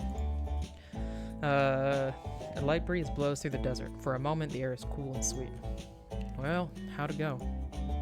Oh, okay, I guess. There were Fash today. Shit. If we're back in Fash territory, that means we're getting close. I'm guessing, right, we should be just 1 or 2 days away from Hopeville. This is the home stretch. The air is thick with something needing to be said. Hey Cass. Hey Brad. Let's do this one. We always avoid Brad. Did not okay, Brad, you died twice. Yeah, legitimately. Hey Brad. Hey, what's up, Jock? Not much. Hey, is it just me or is Sam hiding something? What? I don't know, just got a vibe off him. He's been spending a lot of time off by himself. Thinking. I have a right to be concerned. I'm gonna go check with Cass. You keep doing your thing. Act natural. Okay. Sam walks over to Brad. Leanne rolls over to Cass. Two growl a little as they pass by each other. Sam, hey Brad. Hey Cass. I'm gonna do this one. We've only died twice, yeah. Hey Cass. Hi, can I help you? What? You totally slipped back to retail voice for a second there. Ah, shit, I did, didn't I? We've missed so many shifts with this whole running for our lives thing. Yeah, fuck it. Working at that place was a nightmare. Low pay, hard work, shitty customers. Had it all. You know that company made $1 trillion last year? Seriously? And there we were, barely fucking making it through the day. It's not right. Well, that's capitalism for you. Boss makes $1, I make a dime. That's why I steal on company time. That's not how the rhyme goes. Well, it's all in the past anyways. Kind of funny how the worst job I ever had didn't have the courtesy to break my bones. Do you miss boxing? Yeah, of course. The energy in the ring, the constant threat of injury, the thrill of the win and the pain of defeat. There's nothing like it. Well, if you want another fight, feel free to take point tomorrow. Yeah, maybe. Don't get me wrong, I'm always down to kill Fash, but it's not the same. I don't know how to explain it. Is it the fans? It was probably the fans, yeah. Punching someone just feels so much better when everyone really, really wants you to punch them, you know? I literally do not, but continue. Maybe once this whole thing's calmed down, I might see about, I don't know, joining the Bloodsport team, maybe. Yeah? Yeah, I've heard there's actually a lot of disabled Bloodsport players in pro leagues and stuff. Didn't try when I still had the chance back in the city. I was worried I'd embarrass myself. I regret that now that I know I fucking reel at mech fighting. Yeah. Yeah, what? I think you'd do really good as a Bloodsport player, Lee. Oh, thanks, Cass. Hey, this is kind of a weird question, but is it just me or is Sam acting weird? You always think he's acting weird. Well, yeah, because he is. Cass tells her what's up. Okay, what I'm about to tell you is fucking privileged information here. Alright, fine. Sam's got a thing for Brad. What? You heard me. That's adorable, what that is. Lee. I'm gonna go over there and tell him congrats. Lee. I'll be back in just a second, Lee! What? Brad doesn't know yet. Oh. It's our fucking job to sit back and stay out of the way. This could be good for them, and I ain't seeing you messing this up for your grudge. Here? Yeah, okay, I'll back off for now. Hey, do you remember that prepper guy who used to hang around the store, like, constantly? I mean, the one that was obsessed with you? Ew. I mean, the one that was obsessed with you? Of course I do. Didn't he, like, follow you home a couple times? Didn't stop until you asked me to threaten him. I found him in the parking lot, grabbed by the neck, and Lee. Do you remember the last thing he said before he disappeared? I mean, yeah, dude spat in my face after I told him to fuck off. This place is broken. This world is broken. I will make right what has been made wrong. And then he stormed off. Wait, was that the guy that Sam ran into? Ugh. You okay, C? Yeah, I'm fine. Just thinking out loud. The rest of the night passes uneventfully. Sam and Cass stare at the sky together, neither of them speaking, both of their heads buzzing with thoughts. Brad examines Sam's mech. Liana thinks about becoming a Bloodsport player. When sleep comes, it comes without dreams. In the morning, we should get going soon. Who's gonna be? We'll do Liana. I can take point today. Let's go. You are Liana. You're glad to be back in Fash territory. This week has sucked extremely fucking hard. But every day you get to go out and kill Fash feels right. After all, it's a new blood. You climb into the mech. You think your mom would be proud of you for that. Carrying on the family tradition, doing what you can with what you've got. You haven't seen your mom since you were 12. You grab the shoulder meat and strap yourself in. You have no idea what happened to her after you ran away. Alone, in a place like that. You shouldn't have left her. You had to leave her. You mouth a prayer and shove your neck back on the nerve spike. Contact. You curse under your breath at all the pain. If you keep bleeding north after Hopeville, you might run into that old lumber camp. Ask around, see what happened to her. Maybe visit. There's no use regretting the past. But it's always worth it to fight for the future. You are Crash Queen. British Flipside Air makes you cough as you stand. What character do you want to play as? Oh, Brad Powder cost, Cass hit like nobody else. Liana Momentum is strength. Sam fast and scrappy. Okay, no. I was wondering if I would get like a... Oh, it's different music. It goes like... Yeah. I thought we would get a thing about the person if we went, but no. We'll stick with Liana. I was like, maybe I should like... Oh. Oh my god. The fucking cactuses. It's so hard to navigate.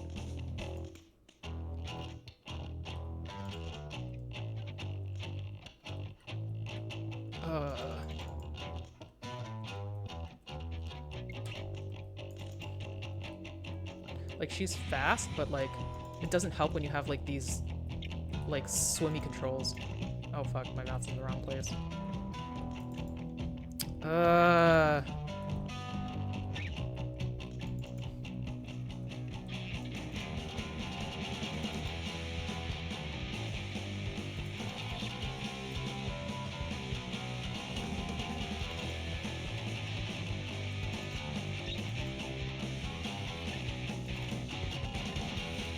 Okay, let's see if we can push him out of shit.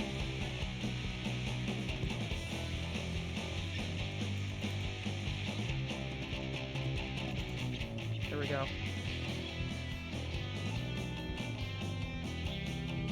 Okay, where are we? Where's my mouse? Ooh.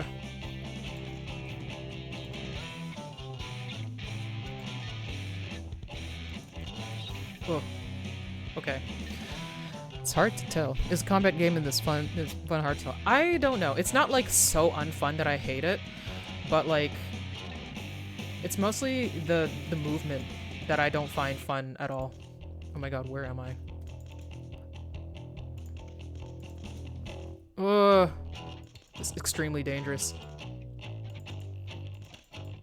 I always like to give it like a good college try. Oh no, I could have. Oh fuck. Fuck. Oh, damn it.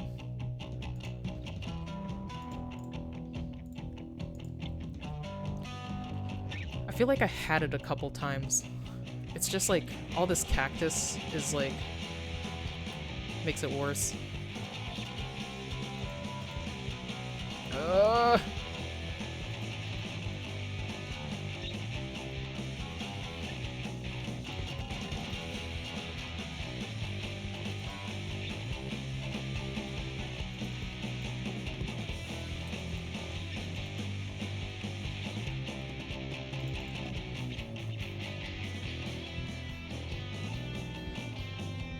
Come on.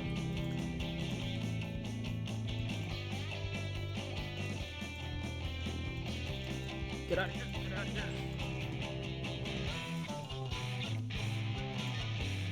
of here. Damn it. I feel like I can do this, but like, if I lose again, then we're skipping. I'm glad that they let us skip it. I think I could use by like them having a more obvious icon that follows the mouse around for this.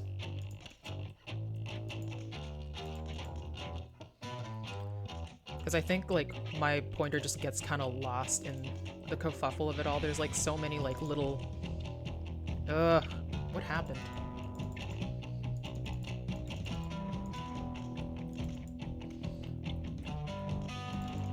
So many little effects that it's kind of easy to just accidentally lose it. Fuck!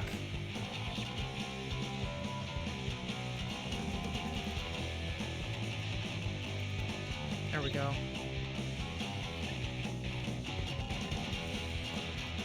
Oh, fuck. Okay, yeah, we're skipping the fight. With Hopeville so close, everyone's eager to keep moving, but Cass stops the group before Brightfall.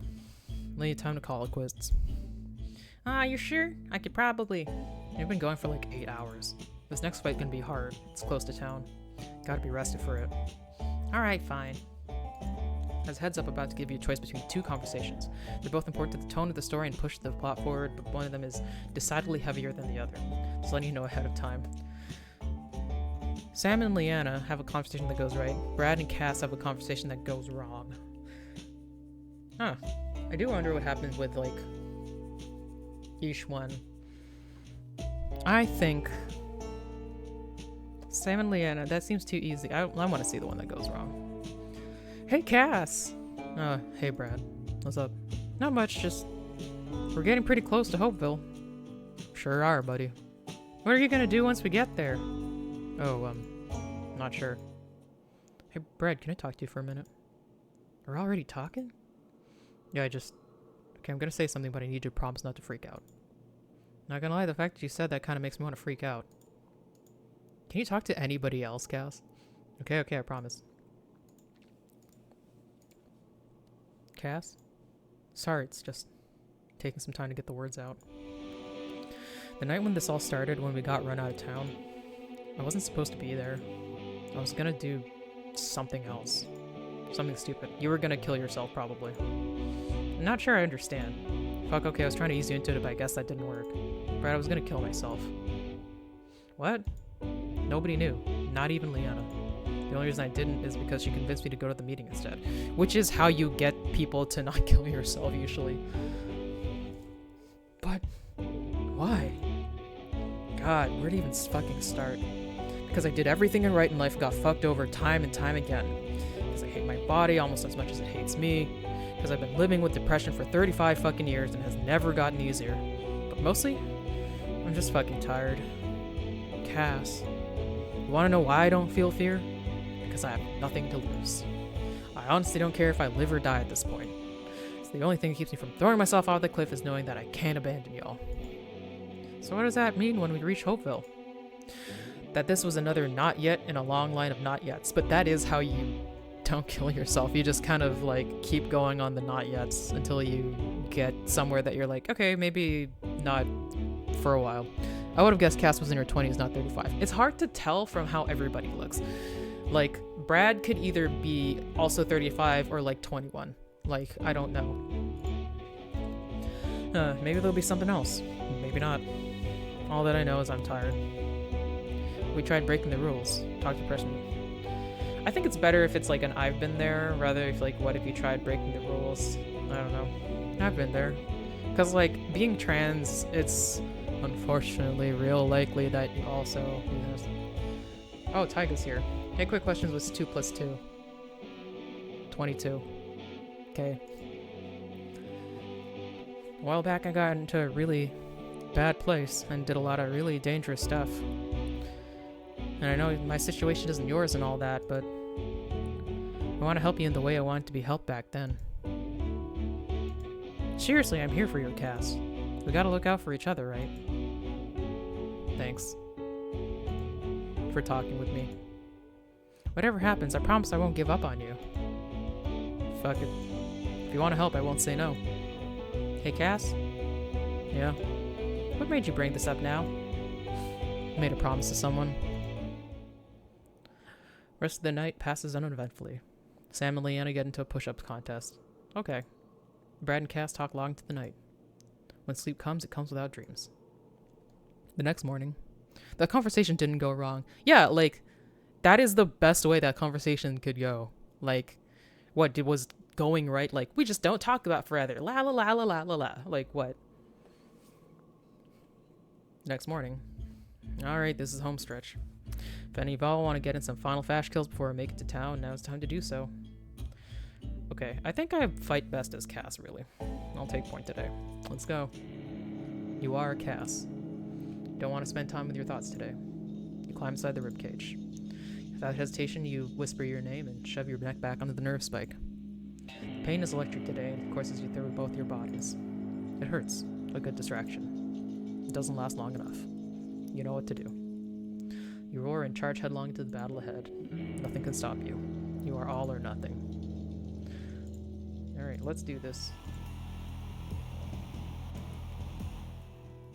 A wave of the stench of death watches over you. Not the familiar smell of rot flesh, actual death, not the facsimile of it you give yourself up to every day. Dozens of mech corpses line the cliffside ahead. Some pilots lie dead in their cockpits, while others are nowhere to be seen, like they were torn from their bodies and hurled away. You gather from the torn clothing that this was a Fash ambush gone wrong. It's terrifying. There's no other way to describe the scene in front of you. What the hell?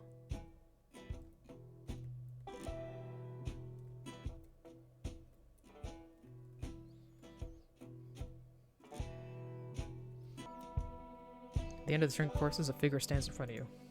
Her mech is odd, to say the least. Tall, lean, and covered in razor-sharp feathers. One of its arms is barely hanging on by a thread. Though she's obviously hurt, you have no doubt in your mind that she could kill you in an instant if desired. Who are you? We're with the MEATPUNKS. We've come a long way, and... What chapter? What? What MEATPUNK chapter? Where do you come from? Sundown. Sundown. I didn't know there was a chapter there. We're not very good at this whole thing. Look, we've just spent a week lost in the desert. I'm bright burned and tired. Can you just tell me if you're gonna kill me or not? The woman slowly takes off her mask and leans into a two-way radio fused to her back. Nightbreak, do you copy? I wonder what kind of Morse code that is. Tell Dayfall we've got company. You, stranger. Welcome to Hopeville. End of episode 5. Oh, okay. So, hey, it's me again, the narrator. I don't quite know how to tell you this next part, if the game not finished. I hope that this will turn out to be a happy story, but this part, what happens in this town, breaks my heart. I want to tell you that everything's going to be okay, that this is something that can be undone or fixed in time, but that's not how things work. For what happens next, I want to tell you from the bottom of my heart. I'm so sorry. No, you're not. You wrote this story. Episode 6, Hope. A small rundown diner on the edge of Hopeville, a regular meeting place for the MEATPUNK chapter that lives here. Our 3 heroes, Emmy, Moss, and June, sit in a small booth across from the 4 strangers. June. Emmy. Oh. Moss. Sam. Brad. Yeah. Well, I'm gonna go to the bathroom. Let me know if anyone says anything while I'm gone. The stranger rolls off. Okay, let's start this off simple. Who are all of you? I'm Cass, they, them. This here's Sam, that's Brad, and the person in the bathroom is Leanna. No, who are all of you? Who sent you here? Nobody sent us. We came here on our own. And after clearing a path across the Hell Zone, we thought we'd get something approaching a warm welcome, but I guess not. Give it a fucking rest, June. They clearly aren't Fash. Yeah, Moss is right. I'm like, yeah, Moss is right. These people seem okay. That's what they want you to think. A waitress comes by, feels the energy coming from the booth, and immediately walks away. Fine, I'll admit you don't exactly look like the Fash we get around here. So introductions. She sighs and takes off her mask. I'm June, codename Dawnkiller, acting head of this MEATPUNK chapter ever since Dusk left. Hi, I'm Emmy, codename Dayfall. I do mech repair stuff, I guess. And this right here is my beautiful girlfriend, Moss Nightbreak. Moss makes a rude gesture. Babe. Yeah, so, Moss uses sign language, but she can still hear. Yeah, pretty fucking much. Sam's eyed wisen a little in recognition. Oh, yeah, pronouns? She, her, for all of us. So Cass, was it? It's Brad, right? Hey, you, Sam. I wanted to see what this is. Hey, you, Sam. Sam. Fuck ass cock hell shit motherfucker. Stop that! Huh. Okay, fine, you caught me. You can sign? Yeah. Where'd you learn? What, how to sign? You know how to shove your thumb up your own ass. Yes, how to sign. It's kind of a long story. Well, I got time. Got fuck all else to do today. Alright, well, the thing is, I don't actually know. Is that seriously it? I mean, I guess. Dude, you suck at long stories. Fuck you. Fuck you! I like you, you fucking weirdo. Thanks. So what's your deal? My deal? Yeah, like, who are you for starters? Did you forget my fucking name already? No? Yes. It's Moss. Moss. Cool. I don't know, my life's pretty goddamn sweet. I got an okay job, an apartment, I can actually afford the world's greatest girlfriend. This may sound plausible coming from a guy who could barely talk to his crush, but that's the gayest thing I've ever heard. Oh my god, who is it? No, wait, fuck, okay, can I guess this? Is it the nerdy guy with the glasses? No! Everyone stops and look at Sam. You okay there, buddy? Yep, just great. Alright. Everyone slowly goes back to their conversations. Okay, fine, yeah, it's him. Smooth. Try my best, okay? It's hard. What, your dick when you look at him? She holds her hand out and Emmy instinctively gives her a high five. What was that about? Tell you later, beautiful. So what is it about this guy you like so much? Oops, I clicked out. Fuck, it's hard to describe. He's just so... hard. Let's just say hardcore. Well, yes, but... he's so unsure of who he is. I've never seen him doubt himself, not even for a second. And I just don't have that at all. Some days I wake up and feel like a completely different person. So I guess I envy him a little bit, but it's mostly that I want to get to know him better, see what's the word, how he thinks. I don't know, but every single thing I learn about him makes me fall deeper for him. Yeah. Fuck, he's so hot. How do I even compete? First off, a relationship ain't a fucking competition. Second off, you're a hot guy. I'm sure you'll figure something out. At this point, that Leanna gets back from the bathroom, her fists dripping blood. So, what'd I miss? Well, they're not gonna kill us. Oh, hell yes, that's the good shit. Leanna rejoins her place at the end of the table. I will admit I could use all of your help in dealing with a certain matter. We've been expecting more and more fashion ambushes, really, and I believe Emmy has found the source. Emmy and Moss are staring at each other's eyes. Emmy. Would you like to explain the situation? Oh, right, So a few days ago, the bright started flashing between day and night, right? Scary as hell, yeah. But I noticed that a couple seconds before each change, there was a radio pulse coming from nearby. So I did some quick triangulation and figured out the source. Okay. And what source would that be, exactly? Oh, sorry. The source is a nearby mountain? Mount Refuge. Half a day's walk to get there, another half day's hike to get to the top. Close enough to technically be in the city limits, actually. Normally, the three of us would be able to deal with such a matter, but I was injured fairly badly in that ambush, and Emmy and Moss aren't trained fighters. Hey, that ain't... You know it's true, Moss. I won't see you injured over your sense of pride. I'm terribly sorry to ask this of you all, but we need your help. We don't know what awaits up there, but I do know that we can't maintain the status quo. It's a miracle nobody on our side has died yet. So will you help us? No, I'm in. If there's anything this week's taught me, that will only survive if we help each other out. And if this is what it takes, well... Count me in! Y'all are gonna need all the repairs you can get on the way. Alright, if both of you are going, then I should go too. Cass?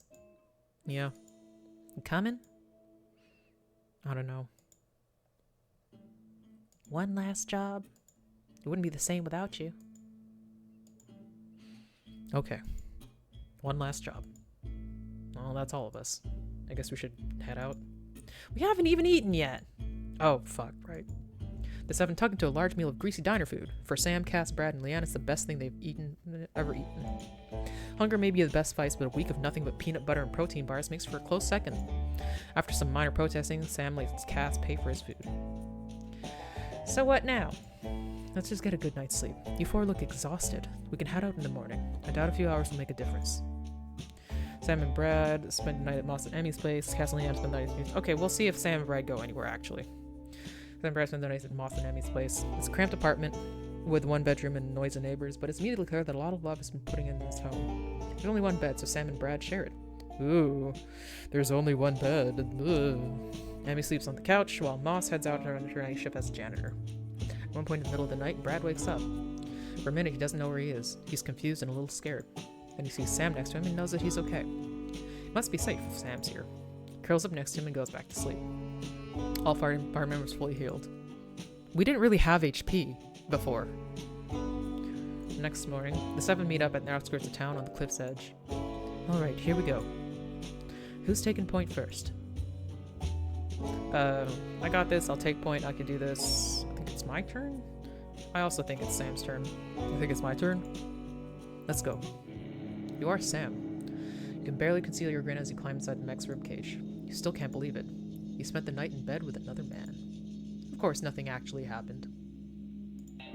But it's still worth celebrating in your opinion. You whisper your name close to your eyes and shove your neck back onto the nerve spike. Still alone. Something's different, though. There's a hunk of metal embedded in your chest.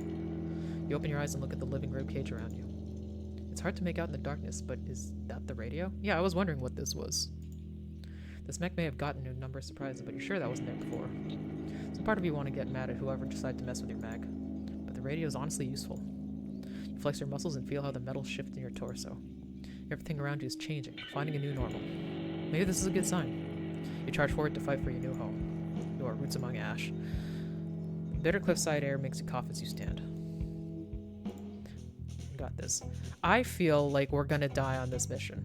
I think that's what they're implying by the whole narrator thing.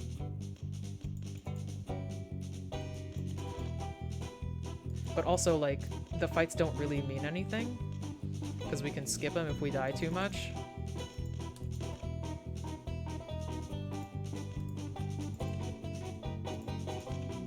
There we go. Whoa.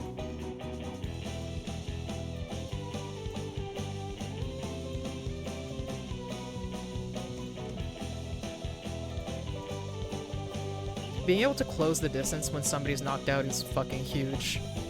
Oh god.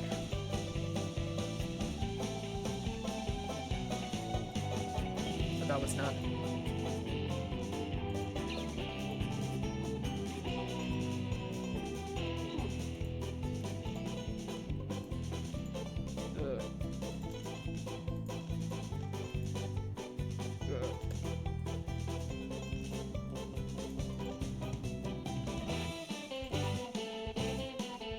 Separates.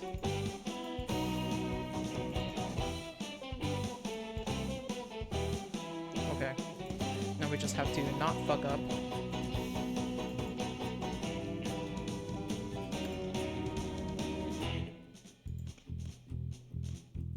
Ow. It also makes for like good recovery when I fuck up like that.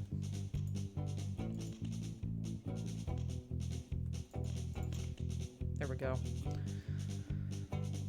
Whew.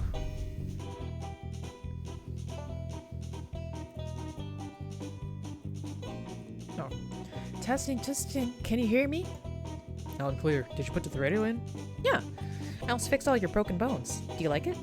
Yeah, it's good. Next time, ask though, okay? Thanks. Well, I guess that's my cue to keep moving. Oh.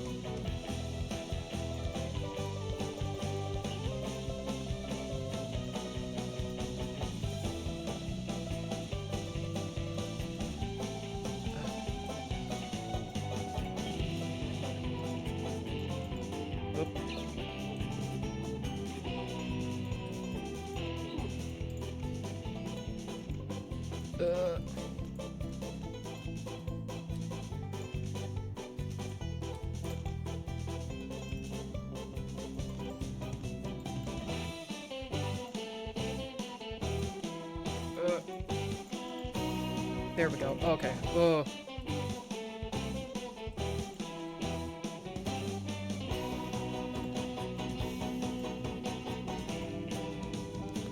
Okay. Oof.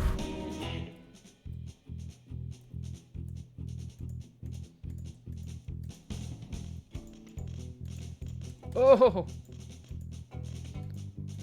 It's tough to. Oh, there's too many.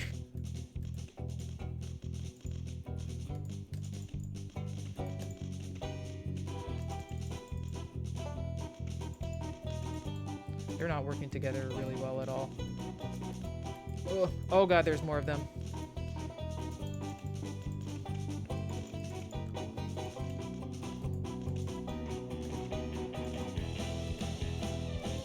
No, that was bad. Ugh. I got one. Oh, he's gone. Thank god. Okay, somebody got, like, collateral damage.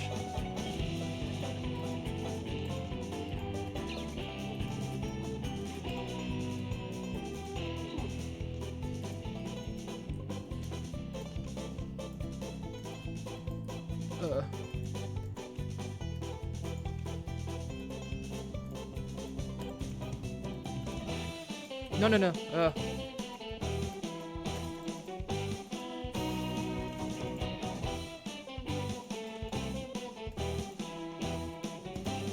Why did I get knocked so far?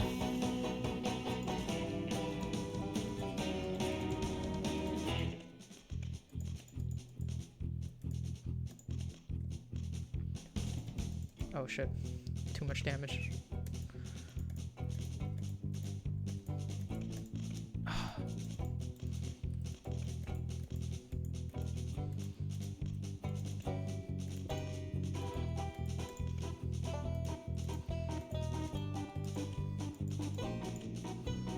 Damn it.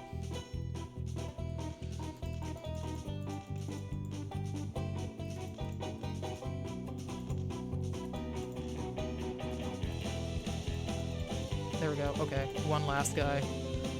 So hopefully we can do this, like, somewhat normally.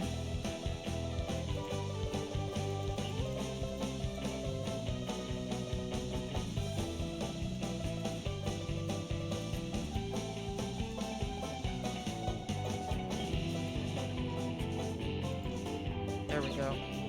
Ugh, my arm. I'm assuming I'm going this way. After a couple hours fighting, Junes calls out to the front of the group. Stop. Let's take a quick rest before continuing. Also, we should probably switch point. We're entering difficult terrain, so someone fresh should be at the head. Okay, that works with me. As the rest of the group catches up, Sam crawls out of his mech and sits on his headless top, flat and wide like a park bench. Amy nervously hangs out feet away and glancing in his direction every few seconds. Hey, want to come up here and talk? Sure. She climbs up and sits on the top of the mech with him looking out towards the horizon. So, I want to apologize. I've been thinking about it and I really should have asked you before messing with your mech. Hey, thanks. Radio's useful, but ask next time, yeah? Yeah. It's at this moment that everything goes black. Oh shit. Do you think... Checking now. She runs back to her mech and jacks into her radio. What's going? Hold! Second after that, the sky blossoms with bright white light. Okay, that confirms it. We're getting close. This is bad. This is very bad. Hold on, so what's happening here? We don't know. Something at the top of the mountain is very powerful. Lost the end of the fucking world. Something at the top of this mountain is very, very powerful. We don't know what it is, but it's held by Fash, and it can control the bright. If we don't do something fast, I have no idea what they can do. We just have to get up there and fast. But the bright's still weird? Shouldn't we wait for it to stop? I don't know. We don't know if it's going to stop. Maybe this is just the start of something bigger. Now's our chance while we can still track it. Who's taking point? We'll do Brad for now. I've got this. Let's go. You're Brad. Waste no time in running back to your mech and strapping yourself in. Burst of black spreads across the sky and suddenly you're in the dark. You know this mech by heart. You don't have to see for this. You shut your eyes and feel nerve squishes. Flip 1, 3, 7, 4.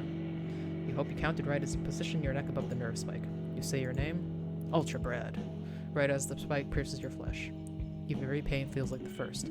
Something feels wrong. Did you flip the 6th switch or the 7th? Maybe it's the radio embedded in your chest. Still need time to get used to that. And if you can't, well, carry around pliers for a reason. The bright flash is white. No time to adjust. You have to start running. You are strength. You are power. You are Ultra Brad. Better cliffside aid makes your confidence stand. Okay, where are we? Whoa.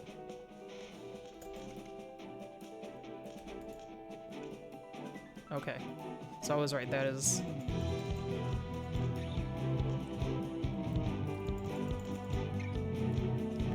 So, both edges. Okay, ooh, I should have kept going this way.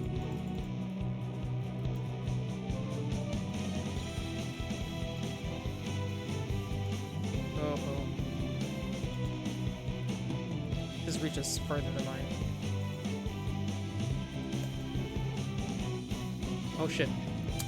Oh my god.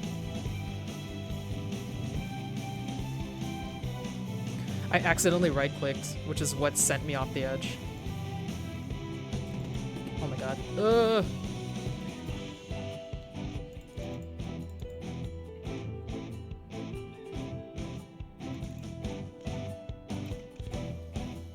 This knockback is like too much. Oh, did I fucking defeat him? Shit. Oh.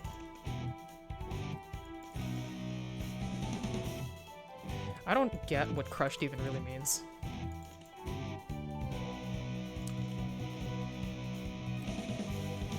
Okay. And it's very hard to tell the end of the stage.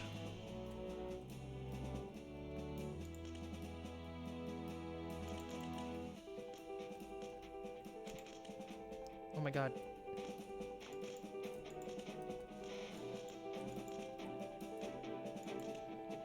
There we go.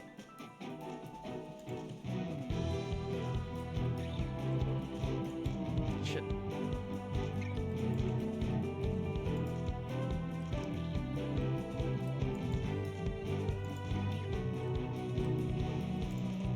There we go. Oh. Oh crap. Oh, very small platform.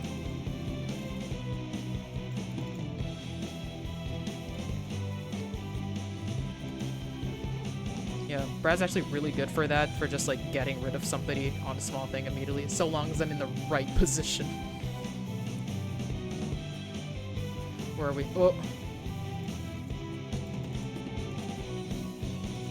But I definitely can't do this willy-nilly. Okay, no, like, okay, get compared to that guy. There we go, okay. Ooh. Huh.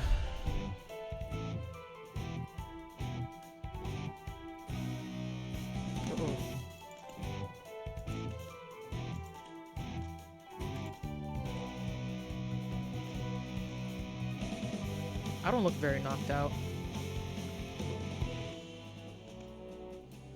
I shouldn't be using this as much as I am.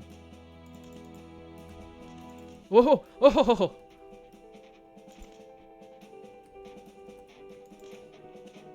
Oh!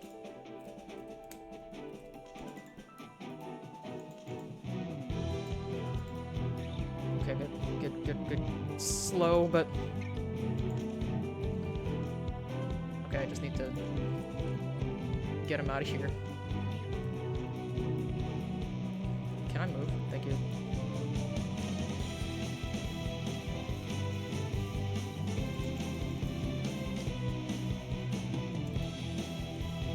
Okay. Oh, there was just like a barrier here? Jeez, I was making a bad decision. The group comes to a halt at a cliff face, no way forward. It's very Smash Bros. It kinda is. I don't think I can punch through a wall. I guess we're stuck. Not necessarily. What you thinking, hun? Remember that fucking thing you modded my mech with? Shit, what'd you call it? The Chaos Launcher? Yeah, that. The signal's coming from up there, right? Up the cliff? Just checks their radio equipment. Yeah! Okay, I can get one of us up there. Takes a couple fucking minutes to recharge, though. What's she saying? She can get one of us up there at a time. Send me. What? I've been thinking it over, and I think I know who's up there. There's a chance I could talk him down. And if you can't, then I'll just stall until we outnumber him. Moss, how often can you do that launching thing? Once every couple minutes. I don't know why I thought I'd understand that. Jeez. I have a feeling, like, it would be really funny if, like, I could see them both, like, revealing it at the same time. You said once every couple minutes. Right. Wait, Sam, you sign? Can we not get into this right now? Alright. Y'all can listen through my radio. Wait till I give a signal. Sound good to y'all? Good plan. I'm down. Sound good to me. Looking fine. It's that or nothing, I guess. Hacker voice, I'm in. June? You sure you can handle yourself up there? Positive. Can't say I'm a little scared, but I can do this. Are you certain? I could go up there myself if... No, you're still hurt. You can rest easy, June. I'm gonna go just fine. Okay. Hey, Moss, you ready? Moss gives a thumbs up. Class climbs into their mech and walks over to her. Moss puts her arms around them. Alright, should I give you a signal, or... Before they can finish that sentence, they're up in the air. They only have a couple more seconds to prepare for whatever the hell is up there. They shut their eyes against the wind. They feel weightless. Is this what dying feels like? Then gravity takes over and lands on top of the mesa. They open their eyes and... whatever's going on up here. Yeah, it's that guy. They had to have that Chekhov's gun. So it has come to this. You don't have to do this, whatever the fuck this is. Just stand down and step away from the weird science shit. You know I cannot do that. But I see you wish to know what is to happen here. Fuck it, sure. What's your plan? When do you hear thunder? No, I'm not having this right now. No metaphors, no sideways talk. Tell me what the fuck you want and how you're gonna do it. Fair enough. I asked to test you. I needed to know if you were ready. But I suppose it does not matter. Our reality is crumbling, Cassandra. Surely you have felt it, seen the signs. The bright fails us. Our bodies failed us. The government failed us, and nobody notices. The world is shedding itself in front of our eyes. I hear every rip, every tear, the thunder that brings the end of the world. I spent many years preparing for the collapse of everything, but it never came, so I'm taking matters into my own hands. A man with a great deal of money gave me a chance to set right what was once made wrong. The sun did not burn out, it did not disappear or run away or anything like what those sun cultists believe. It was stolen, and today I intend to bring it back. In just a few moments, Hopeful will burn. Tomorrow this nation collapses. What remains is a police state finally bringing structure to the chaos. Then you will hear the thunder. The countdown has already begun. Nothing can stop it. Come. Sit with me. We need not fight. Oh, I'm pretty sure we fucking do.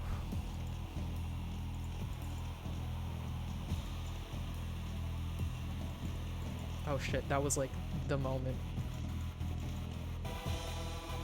Oh, he's got fucking the teleport shit.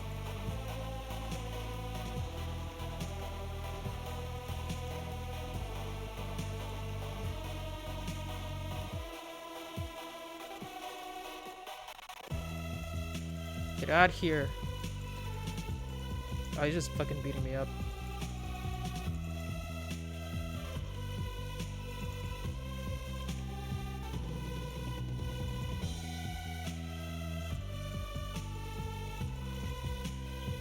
Grabs the legend, immediately hears it all back and looks out. What the? You thought a little fall could kill me. I've been working towards this moment for years. I will not stop until I see it through. Damn it, knew it wasn't gonna be that easy. This is not the place I want to be.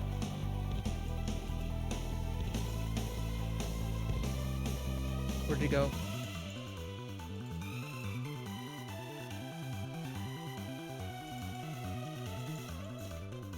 Whoa.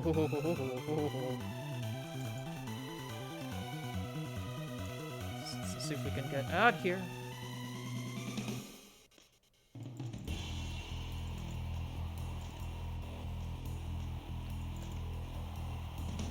Yep. No. Oh boy.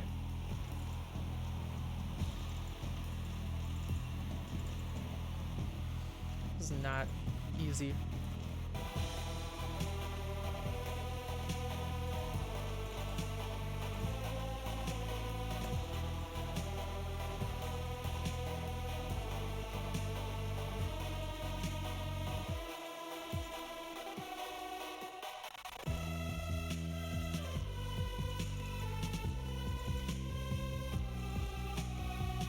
Aren't I supposed to get help at some point?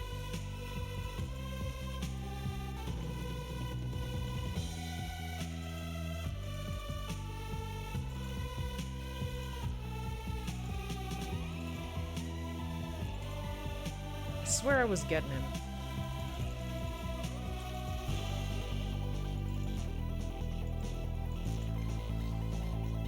The movement ability is like the most tough to deal with.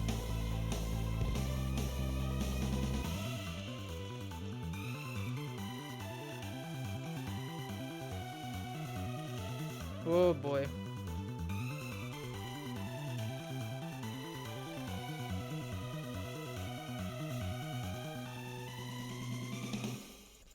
How am I getting crushed? He's not even like hitting me.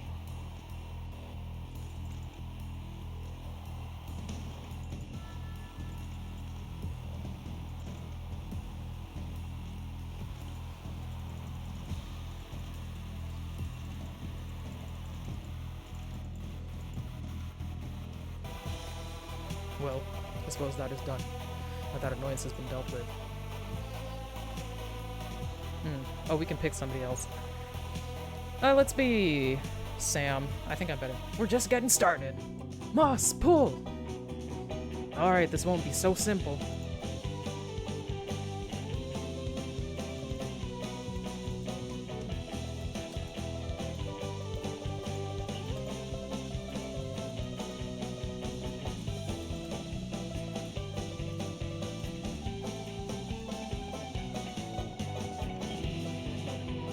Grabs the ledge and pulls it back.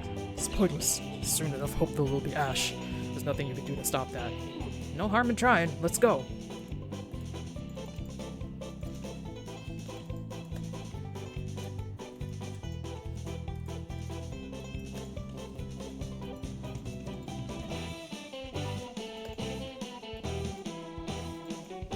Whoop.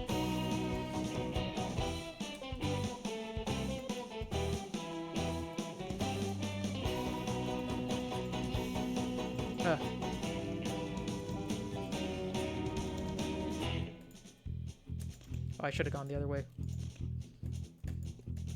Ugh.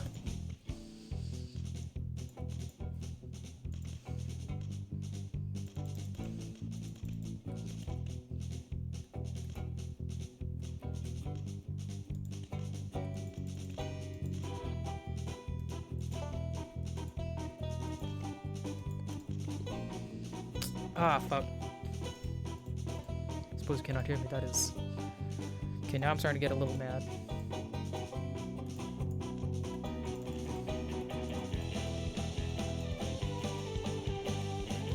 Ugh.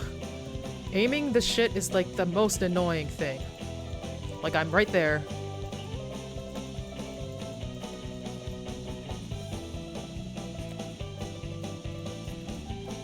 Oh my god, I was right there.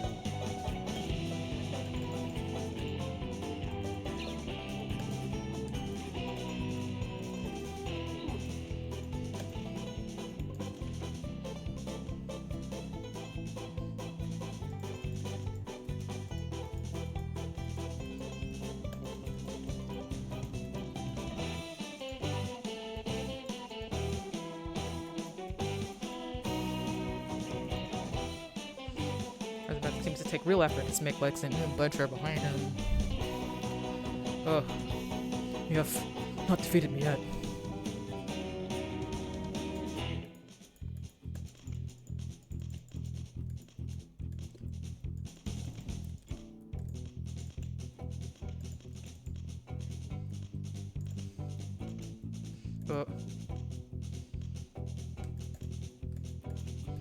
Where is he?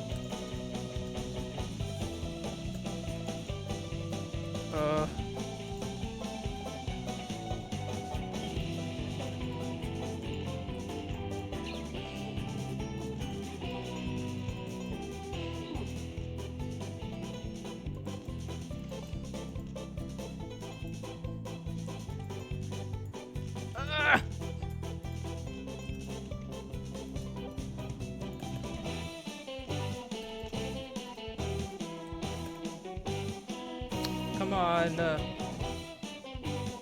What? You're not certain you can do it again. I'm not yet finished. Oh my god.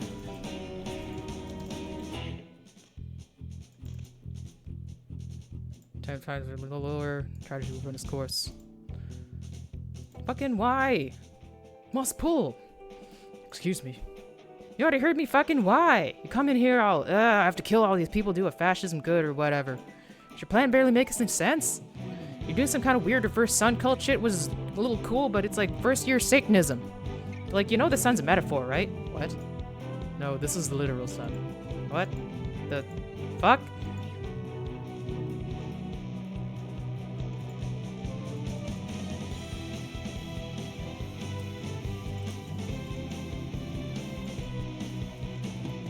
Shit.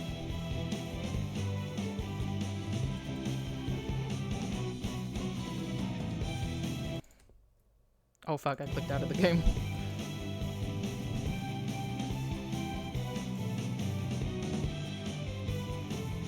Ah, that didn't even push him.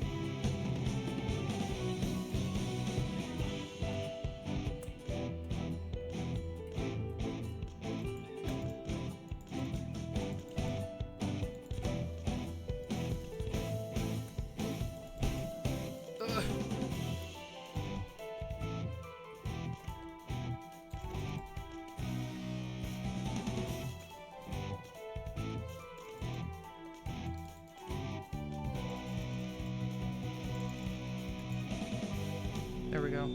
The man falls out of his mech on all fours. Blood leaks from tears in his clothing. I see. This is the end of everything. Get dunked on! Seriously though, how do I stop the countdown? There is no way. The timer was not set here. What the fuck? We fought you for nothing? No. You fought me to kill me. I fought you to stall for time. In a sense, we both lost. Crack starts to spread across the sky, still flashing bright and dark. It seems your time has run out. As is mine. He slumps over dead. What the fuck? I fucking hate dramatic-ass dick bags like this. Status report. What's going on up there? Piss Lord of Shit Mountain's dead for the starters. Claims there's no fucking way to stop the timer, but I don't believe a second of this garbage. Gonna search around a little bit, see what I can... A blast of heat. A roar unlike anything. You turn around.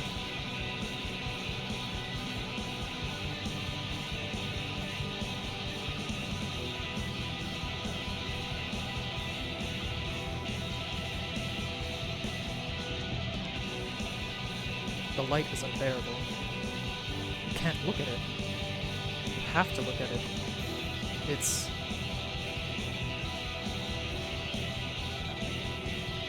Is that a volcano?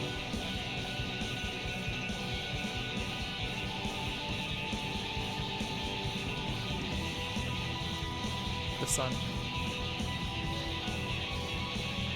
The light fades and you can see it through the smoke. Hopewell is gone.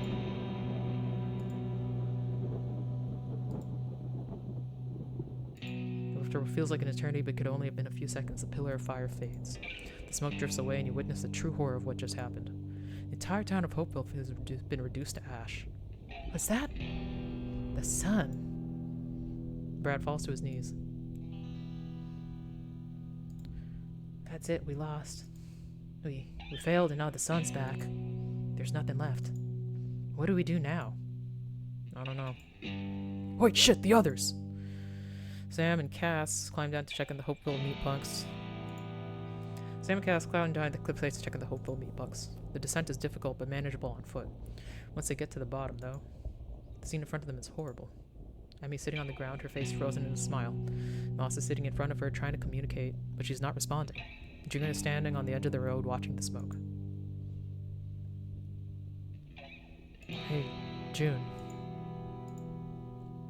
I guess you saw that we failed. Do you realize what you've done? I don't. You told me you had this under control. You told me I could rest easy. You could have told me you needed my help and I would have fought for all I'm worth in an instant. And I would have killed that man where he stood. Maybe find another way to stop that blast. But instead you lied. Gave me false hope. Because of that, Hopeful is gone. Emmy had a family there. Moss had a life. We had a community. All of that is ash now. Because you failed. This is your fault. Never forget that. What a cunt. I'm so sorry, June.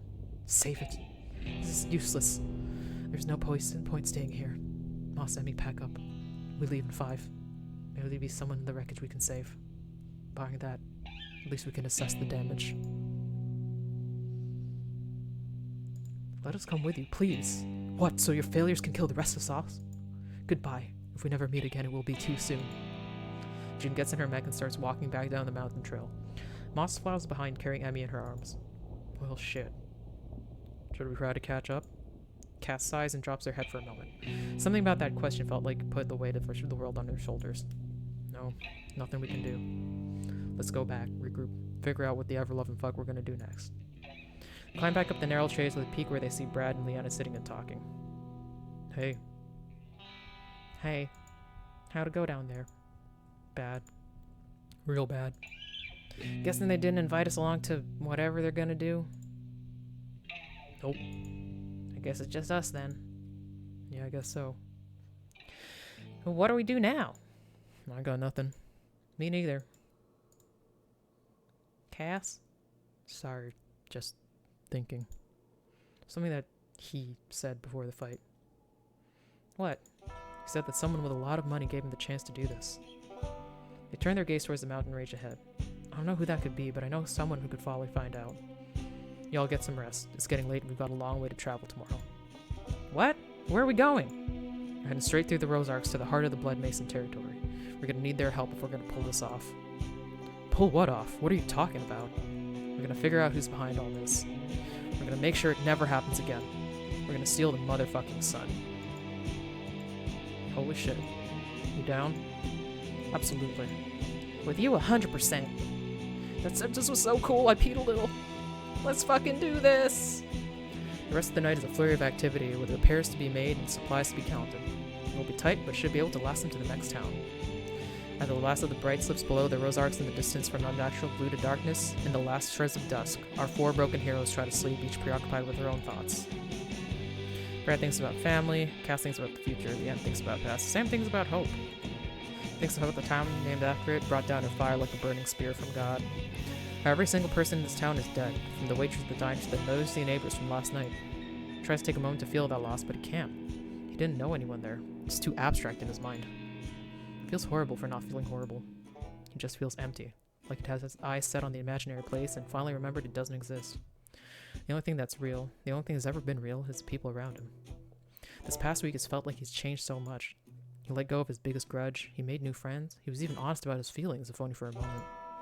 For the first time forever, he let himself be vulnerable. Why is that? If it's not the place, then it has to be the people. There's so much that he still wants to say to them, but he can't let himself. Not yet. Now's not the right time. Maybe tomorrow. He rolls over and tries to get them sleep. Eventually, one by one, they all drift off to slumber. Each of them are stuck in their own heads, wrestling with the future alone together. But there's one thought that sticks in everyone's mind as the roast day comes to an end. This is only the beginning. That night a dream. You're Sam. You can tell almost instantly you're going to have a nightmare. You're back in that old house with those twisting corridors and missing stairways. Nothing good ever happened in this place. You try to leave, but a force blocks you. You can't tell what blocked you, but you know you need to get away from it. Every door just leads you back to where you started. You're almost resigned yourself to being consumed by the monster. When you hear the sound of someone snapping, and everything's gone. You're in a void. You can feel the thing chasing you is gone. You can't tell if you're awake or asleep. You wait for something to happen. And after eternity, something does. The person in front of you. Not as though they peered out of thin air, more like they had been there the whole time and were waiting for you to notice them. They look remarkably put together, wearing a kind of suit you'd never seen before. Whenever you try to focus on a specific part of them, though, you realize you can't make out any details. Their entire face is a blur. And they speak. Ah, I see you finally noticed me. I'm sorry to pull you in like this without much warning, but I assumed you wouldn't mind. Your name is Sam, correct? Not sure of what else to do, you nod your head. My name is Astra. We need to talk. End of Season 1. Okay, we did Between Me Forever, Powered by Blood is just the beginning, though. Season 2, Bound by Ashes, now out at meatpunks.com. During continues the sundown, Meatpunks traverse the Rosark Mountains, full of new friends, old enemies, and deadly secrets. Okay, so we are done. I was like, it doesn't sound like it's over, but like, I feel like this game wasn't supposed to be that long, you know? But yeah, I guess that's it for today with this. But, now let's, whoops. We're finished for today. That was an interesting story in a way, but the writing wasn't really for me, so I don't think I'm gonna continue with the way it's going to. I guess you have to stream part 2 at some point. I don't know. I'm not really feeling this one.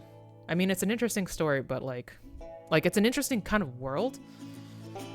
But just the way that they're writing it is something that like rubs me the wrong way a little bit. So I don't think I'm gonna keep going. But it's cool to see where it was. But yeah, that's gonna be it for today. And then on Thursday, we will start streaming World of Horror.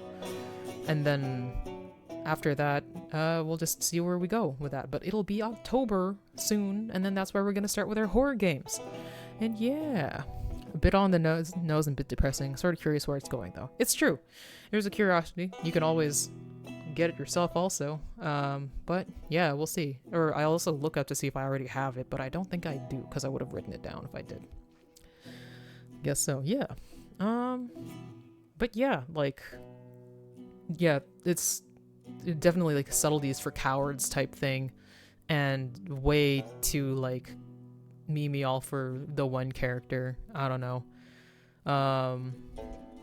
But that was that. So that'll be it for today. We'll close off for tonight. Thank you for being here, Discord friend, and saying hi, Taigashiro. Even though I think you ran off and I just didn't see what was going on at the time. Sorry. But yeah, see you back on Thursday where we'll start World of Horror. And nothing on Friday because I'm busy. But then back to Monday, Friday next week. That's the plans. But everybody, take care of yourselves. Stay cool, stay frosty. And I'll see you next time. Bye-bye.